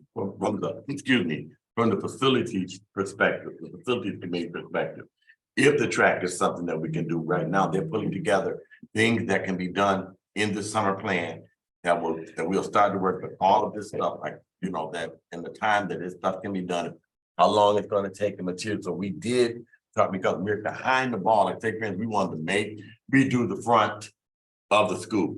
You know, that's going to take some time to do it, but the things that we can do, the painting, replacement of doors, or things, those projects, we are working on that, put that together. What can we do this summer that'll give us some measurables and we can present to this Board of Education with the money that we do have available? Thank you, President Robinson. Yes, trustee Gavin. Okay, so I'm still left feeling confused in terms of the timeline. I know for sure that the best time to do boilers is when kids are not in the building and staff isn't in the building. And so what is the, you know, like, I thought that with the state being involved, that they would help expedite the process. I'm not understanding what the holdup is in terms of us getting some idea of a timeline of when this project is going to get started, who's going to do it, and how long it's going to take them to get it done. Madam President, can I? You have the floor. And I'm only intervening because we sat in on a training with Clark Hill a couple of times last week. And one thing that they did mention is that the timeline for even getting capital projects, which are like construction capital projects done, you should really start 6 months in advance. So we're 6 months pretty much behind. We should have worked on this plan in January because it can be like a 3 to 6 month process. As far as purchases, a simple quote, 3 quotes and a board vote can get a purchase through. There are just strict guidelines on getting the actual construction done. And so last week, everything was laid out. I even asked if this could be considered an emergency to go ahead and put it under the, there's a policy that says if it's an emergency, we can bypass some of these steps. And she said that it wouldn't be considered an emergency simply because you need it done and you didn't do your due diligence. An emergency would be if it was cold and there was no heat in the building and you needed the heat right now. So unfortunately, It is cold. I know, and I was, you know, we asked everything to try to get through the loopholes, and so moving forward, you know, there are just certain steps, and we can forward that presentation on to let the entire board see that. I don't know if everyone has seen it already, but it was very informative for sure. But we did try to beg and plead and see if it was anything we could do from a legal perspective for them to help us get through loopholes to speed up this process. Who are we begging? The attorney? Well, we were kind of, maybe that was the right usage of words, but I was kind of pushing the limit and asking every potential question to find a loophole to get this constituted as an emergency. But what she presented as the step that has to take place. Have to. So you can, but the step that has to take place, the questions were being asked to say, you know, like our board of, or this board at the high school, would this be considered an emergency? And so the things that we have, if we go along and we find out, you know, that, okay, this stuff can be approved or what have you, we might have to make adjustments to move certain things. How long would it take for this to actually happen? How much will we be able to take? You know, we do have options. Can we do virtual? You know, there are things, so it doesn't stop. There's always ways that we can get things done to get this done before winter. You see what I'm saying? So those are still, but I think that this would be good for the entire Board of Education to hear the presentation from the representative from Clark Hill. I don't know how that look, but it is We it need a was second recorded. opinion. Yep. And It it's was recorded. And she did send the link to him. PowerPoint presentation for us to see. So there are, you know, we're still thinking in our head, this is what you're saying, but there are ways Once we find out, once we get the RP, this is how much it's gonna cost, this is how long it's gonna take, what it is, then we can make the necessary adjustments as well to do what it is that we need to do. So just not just one way that Right. has to happen, you know? But we're definitely working around the clock to try to get Yes. this done. Thank you. All right, thank you, everyone, for your questions. Thank you, Mr. Corson, for providing student support services update as well as facilities. Just want to remind everyone to make sure you allow me to give you the floor, because a couple people kind of took over with the mic after Creighton got the floor. So we're gonna proceed. No, I'm here. I'm very much aware.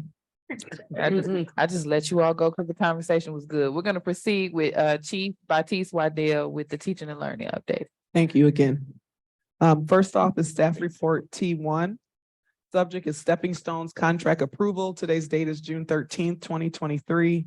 Reason for board consideration, the district's contract with the Stepping Stones Group for special education support services is due to expire June 3rd, 2023. Facts and analysis, the district's contract with the Stepping Stones Group for special education support services will expire on June 3rd, 2023. The Special Education Department recommends that the contract with the Stepping Stones Group be renewed through June 30th, 2024. Staff from the Stepping Stones Group have assisted the district with its special education support services such as speech and language, social work for the past 2 years to assure services that are required by law are delivered to approximately 215 of the district students. The participation varies as some of our special and language services are conducted on a walk-in basis. Stepping Stone services during the 22-23 fiscal year cost approximately $285,000. The estimated amount to be spent this year is approximately $300,000. Policy reference 6320 purchasing, strategic plan reference, learning environment, Benton Harbor area schools will develop MTSS supports that enhance the culture and learning environment for our students. Recommended action that the Benton Harbor Area Schools Board of Education votes to approve as presented the Special Education Support Services Agreement with the Stepping Stones Group for the 23-24 school year that will expire June 30th, 2024. You can proceed with the PAC nomination. Okay, thank you. Subject Parent Advisory Committee nomination, June 13th, 2023. Reason for board approval, Rule 340.1838 of PA 451 requires that the Regional Education Service Agency or RESA Board of Education appoint a special education parent advisory committee composed of representatives from each of its constituent local school districts. Facts and analysis. The district is proud to send representatives on our behalf and keep the Office of Special Education abreast of parental issues as they relate to students with IEPs. The following Benton Harbor Area School parents are recommended for nomination as representative members of the Special Education Parent Advisory Committee. Parent 1, Audrey Lewis. She's currently a representative and would like to continue. Shatara Wilkins, avid volunteer in the district and is excited to serve. Policy reference none, strategic goal reference, communication. Benton Harbor Area Schools will engage and inform all stakeholders to maximize district support. Recommended action that the Benton Harbor Area Schools Board of Education votes to approve the nomination of Ms. Audrey Lewis and Ms. Shatara Wilkins to Barry and Risa for consideration and vote to the Special Education Parent Advisory Committee. Okay, staff report T3, and this is, I believe this was tabled from last meeting, Yes.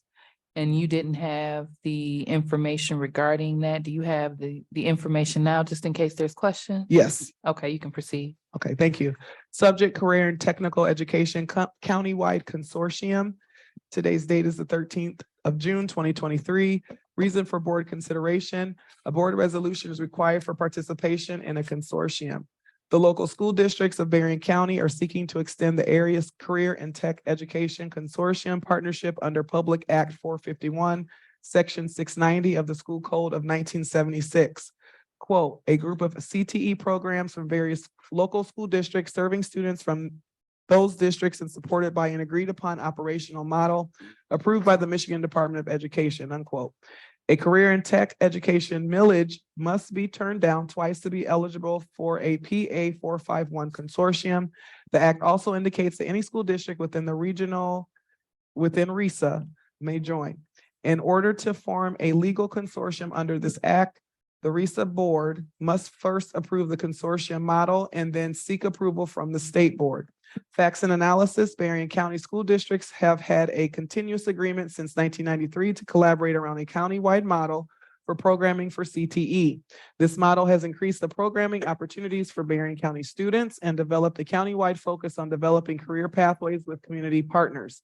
The first step to continue this consortium is for the Berrien RISA Board of Education to approve the attached resolution, indicating support for our current programming system to our local school districts.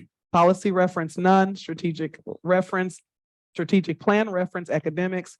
Benton Harbor area schools will increase student achievement as measured on local, state, and national assessments. Recommended action that the Benton Harbor Area Schools Board of Education vote to approve the attached Berrien Career and Tech Education Consortium contract be adopted for the 23-24 school year, remaining in effect until the conclusion of the 2024 school year. No, it's 20. It's Oh, I'm sorry. I correct. was like, okay, I'm sorry, 2043 school year. Thank you. You can proceed with To proceed. T4. Okay, thank you. Subject is purchase of textbook consumables. Date is June 13th, 2023, submitting for board consideration. The Board of Education shall approve all textbooks used as part of the educational program of this district. Purchases over $28,048 need board approval according to the most recent State of Michigan Department of Education threshold. Facts and analysis.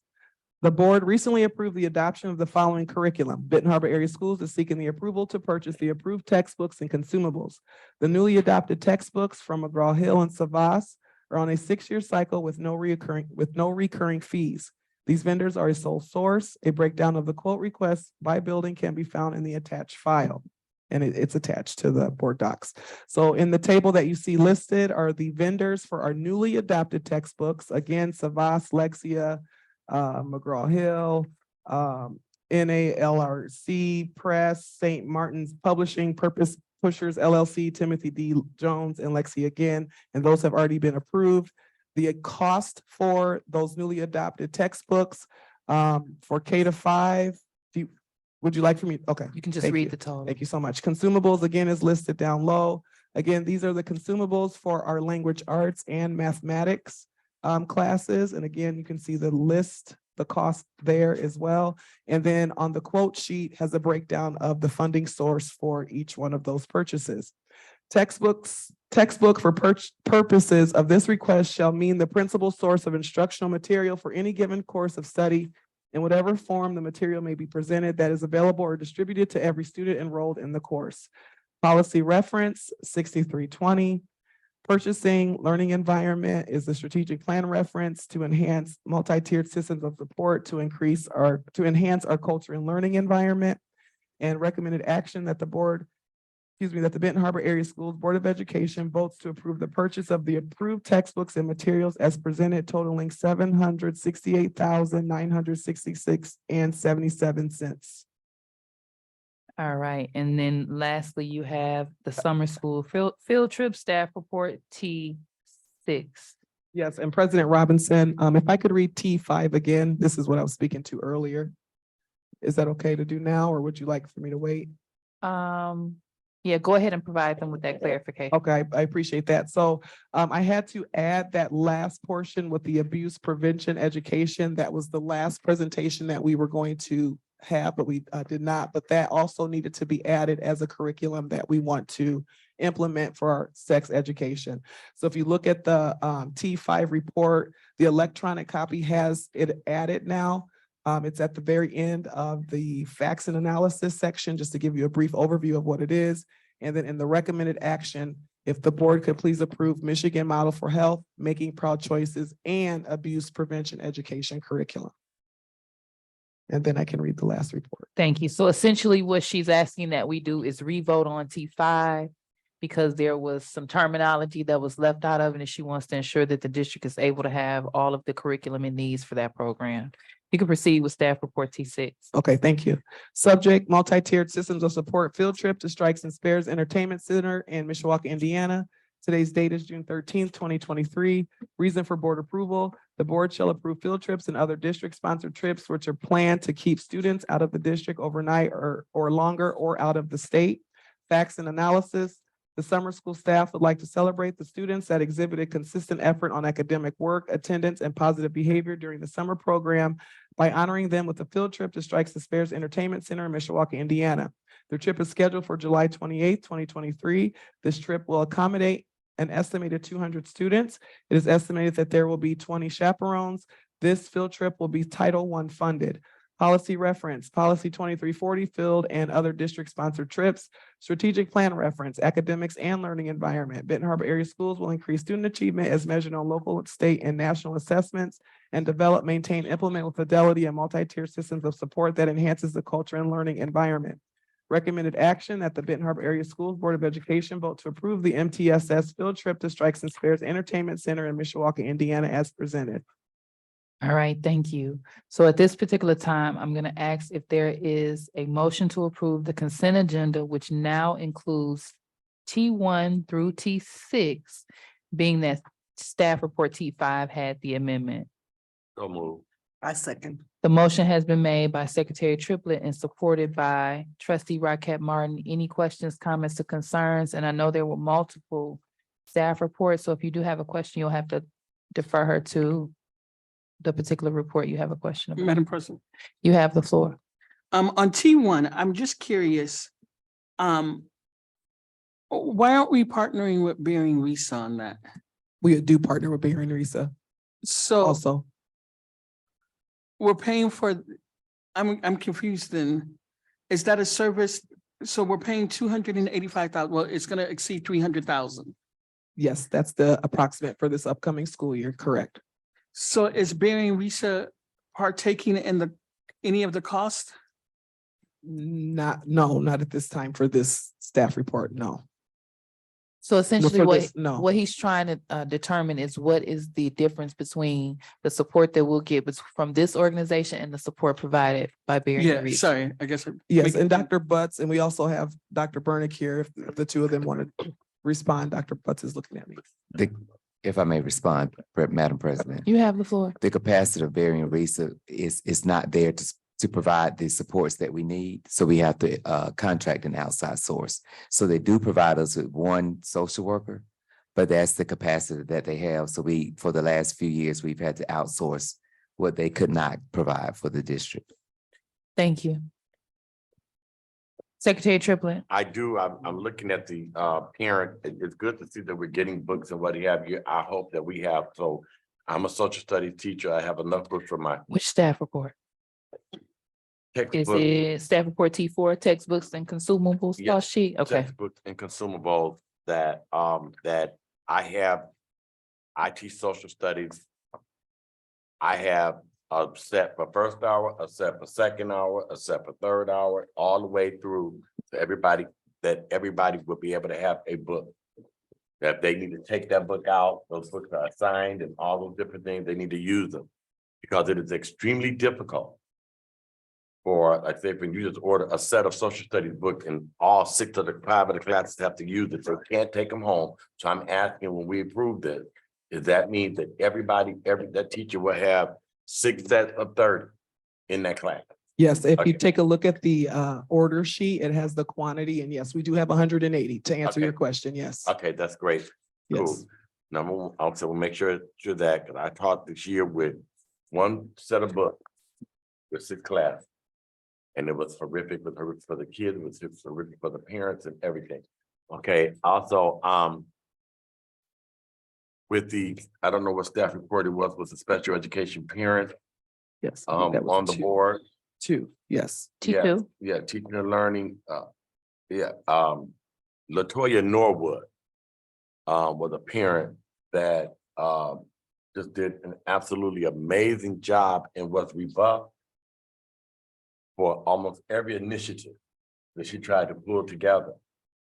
And I just, I'm sad that her name is not on this as a representative. And I'm talking about great, amazing, and I kept sending her back to that department And so I don't know what happened. I don't know if she eventually took her kid out of the district as a result of whatever happened, but if you could reach out, or someone could reach out with LaToya Norwood, like ASAP, because I hope we didn't lose that kid, but this parent, and every time that she went to that department, she was like blown off, like it was like seriously. Got it. Okay? Thank you. LaToya Yes. Norwood, I think she would be an excellent representative of Benton Harbor Area School on that board. Okay, thank you. Any other questions? Trustee Gavin? President Robinson, thank you. I'm looking for the information that kind of gives more understanding of the services provided by Stepping Stones. I just see 2 positions. And the total was 300,000. And so, I love it when people get paid well. I'm just a little concerned about that dollar amount. So I'm wondering, is there another position that's not being mentioned here, or there's some additional services that they provide that help substantiate that dollar amount? Dr. Burnick will approach the podium. Hello. Four positions. So to clarify earlier, Bearing Lisa provides us with occupational therapy, physical therapy, a social worker, a teacher consultant, a school psychologist, and then the speech and language pathologist falls to the local district. So we provide our own speech and language pathologist. Question. Yeah, so I see 2 positions on here, and you mentioned some positions that come through the chair, through the president. I apologize. You have the floor? Okay, so I see 2 positions on here, and then the positions that you mentioned are provided by Baron Risa. But are you saying that these are 4 positions through the Stepping Stone group? Yeah, that's for speech and language pathologist position through Stepping. 4 speech and language pathology positions and a social worker? So it's 5 positions? And potentially a social worker. Potentially. Okay, is it outlined in here that we're gonna get that? Guess that's the only thing I'm concerned, just making sure that we get all that. Then I would get it. Madam President, I'll allow either of you to answer that question, or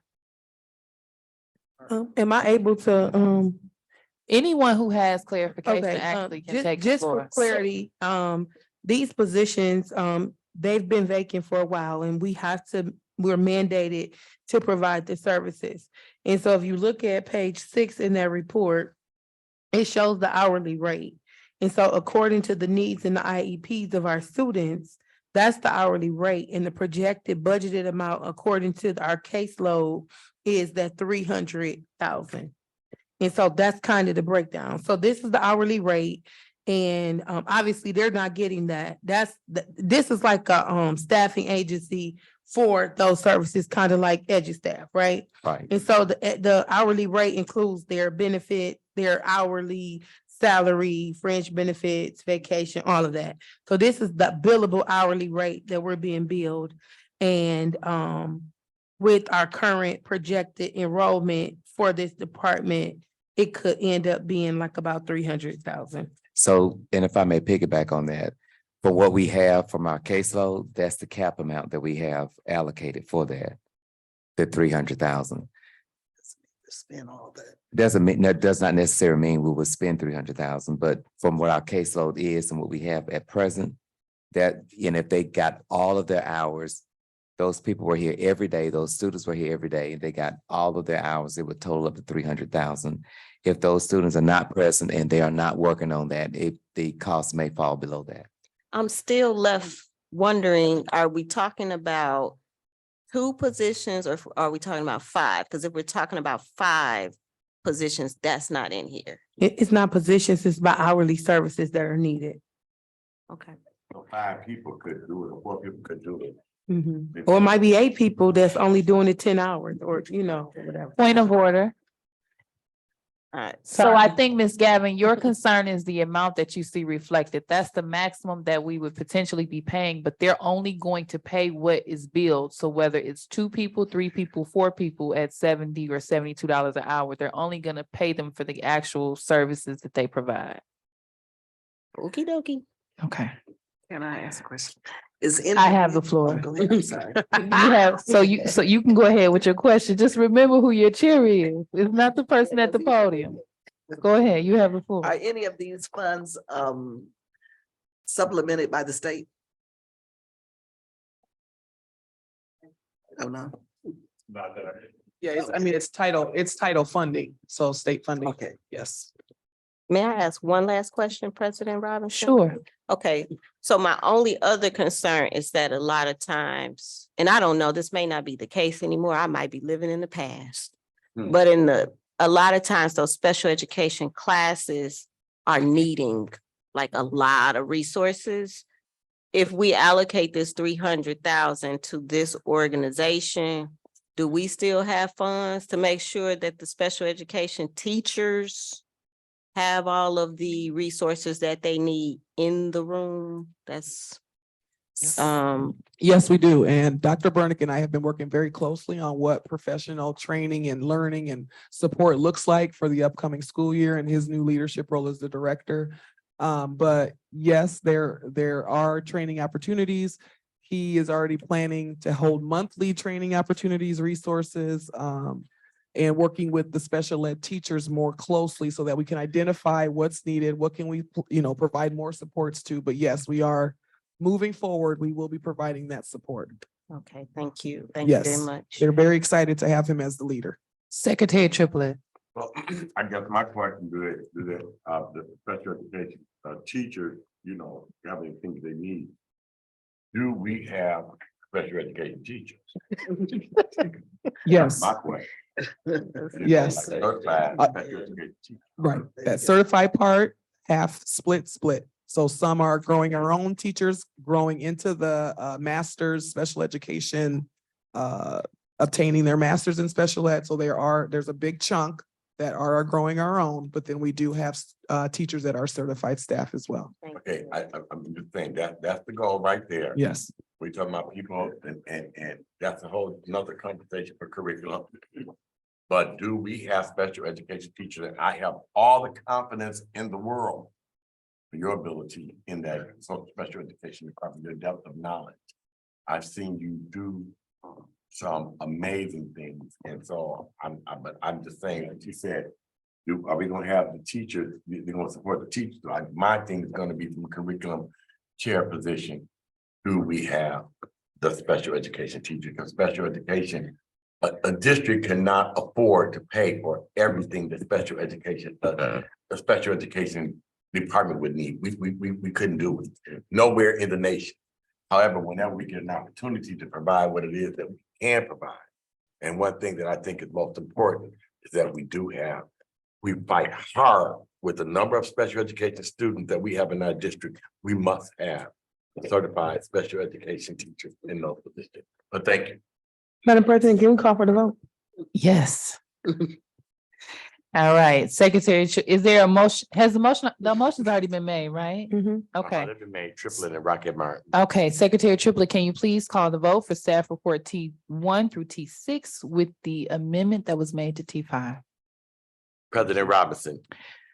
I abstain because I have a cousin that's been placed on the advisory board, but I do support all of the reports. On the advisory.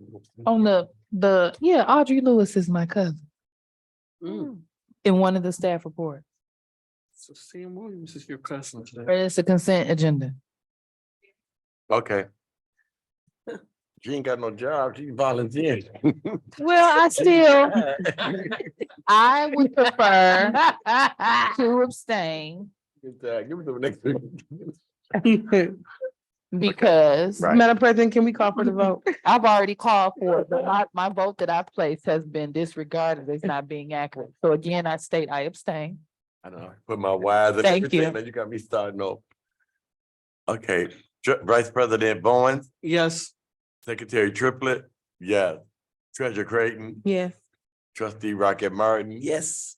Trustee Gavin, Yes. motion carried. All right. Yeah, sorry. All right, so next up, thank you, Chief Batis Waddell.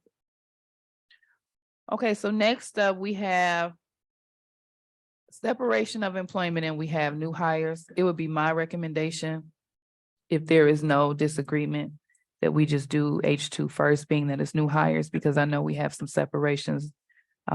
One individual has requested a closed session. Is anyone in opposition of us going with H2 first? I have a question about that. Yes. So all of these are listed. Is it possible to separate the Lake Michigan Catholic, whatever that, like the people that are not Ben Harbor employees from the other two? They are employed. Oh, Yeah. Mr. President Robinson. I have, Or am I reading that wrong? Chief Whitedale has. Chief Waddell, you have a response or clarification? I'm sorry, I wasn't trying to be rude or anything. No, I wanted to- there's just 3 or 4 people talking to me I at the know, same I'm time, and I sorry. can only I wasn't trying to be one. respond to Just to one. clarify, the Lake Michigan Catholic new hires that are listed, because we have title funding that we have to allocate to the private schools, because those dollars are housed here, they come from our district and we have to allocate them out. Technically, they are still our employees that are at the private school. So we are responsible for supervising them, making sure they're in compliance with state requirements of title funding. So to be technical, and Dr. Butts, okay, Oh. thank you. They technically are ours, even though they're stationed at a private school. Yep, I understand Okay, that. okay, sorry. No, thank you. No worries. I just have a different vote for that one than I do for the people we paying for that's gonna work here. That's what I'm saying. Okay, so I have no objection if you prefer to separate the H2 report into 2, we can do that. That's perfect. That's perfectly fine. We could do H2 for the LMC individuals, and we can create a H3 for the others Thank you. and take the vote separate. Make a motion that we approve staff report H1. I'm sorry, H2. Is there a second or support? Support. The motion has been made by Treasurer Creighton and supported by Trustee Bowens. Any questions, comments, or concerns regarding staff report H2, which includes Courtney Skelly and Lori Marzalek? And you all have the staff report in front of you, so we're all aware that these individuals are being recommended for employment by Ben Harbor area schools. I do have a, You have the floor. thank you, and I'll be brief. That's the way I vote every time. I do not believe that Ben Harbor area schools should be required to pay for resources that are servicing another school district. So it's nothing against those people. I love when people get a job, but I will always vote no in that regard. Thank you. Any additional comments? Hearing none, Secretary Triplett. President Robinson, Yes. Vice President Bowen, Yes. Treasurer Creighton, Yes. Trustee Rocket Martin, Yes. Secretary Triplett, no. Trustee Gavin, No, motion carried. All right, and next we've created staff report H3, which is the remaining 3 individuals: Jeremy Butler, TNT Choir for Ben Harbor High School, Deanna Ellis Chopin, TNT Swahili, Ben Harbor High School, and Don Moore, TNT Art. And this is that deck. For the effective dates noted, the recommended action is that Ben Harbor Area Schools Board of Education votes to approve the employment of the aforementioned staff. Is there a motion to approve staff report H3? So moved. Support. The motion has been made by Secretary Triplett and supported by Treasurer Creighton. Any questions, comments, or concerns? Come H3, Madam President. Yes. Per I per support Trustee it. Gavin's. I do have a But comment. You have the floor. And I just wanted to be, again, I'm glad, like she said, for people to get jobs. I am concerned that everyone that we're hiring are under TNT certifications, alternate certifications, and so just want to be mindful of that. All right, thank you. Secretary Triplett, can you please call the vote for staff report H3? What about stuff that- Don't have no room for three. Okay, I got it. President Robinson, Yes. Vice President Bowens, Yes. Secretary Triplett, yes. Treasurer Creighton, Yes. Trustee Rocket Martin, Yes. Trustee Gavin, Yes. motion carried. All right, so we have now officially passed all of our new hires. Next on the agenda, so congratulations to those who are going to be joining our team. Next on the agenda, we have technically separation of employment. There are 4 different individuals that are noted on here. However, I know that we have information pertaining to individuals in this report. And so one of them is an opinion of council that was received today.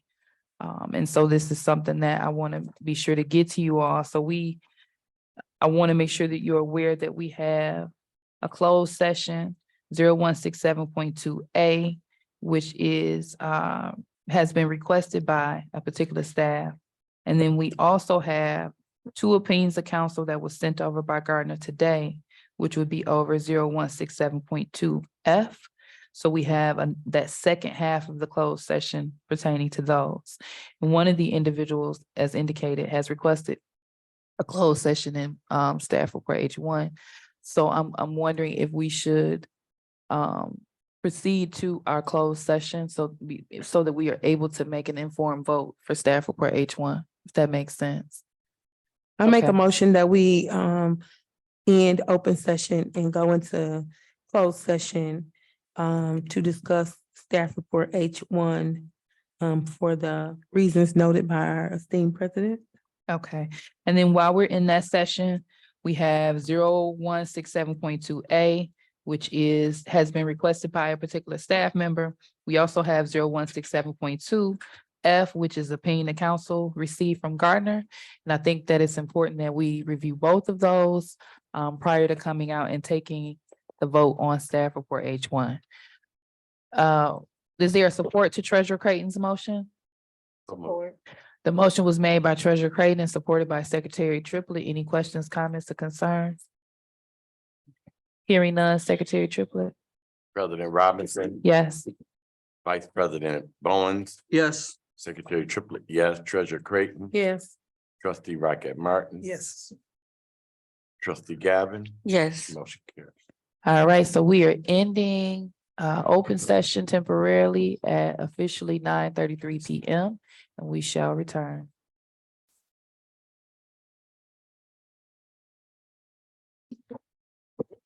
So we Pledge of have, allegiance. Oh.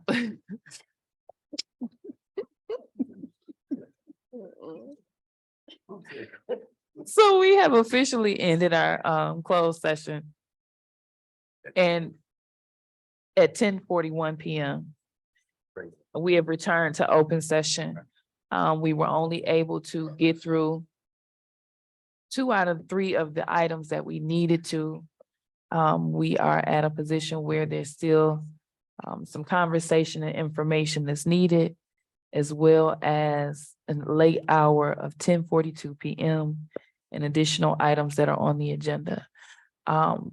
What I am suggesting, and this is something that was supported by others, is that we reconvene this week for the remainder of our agenda.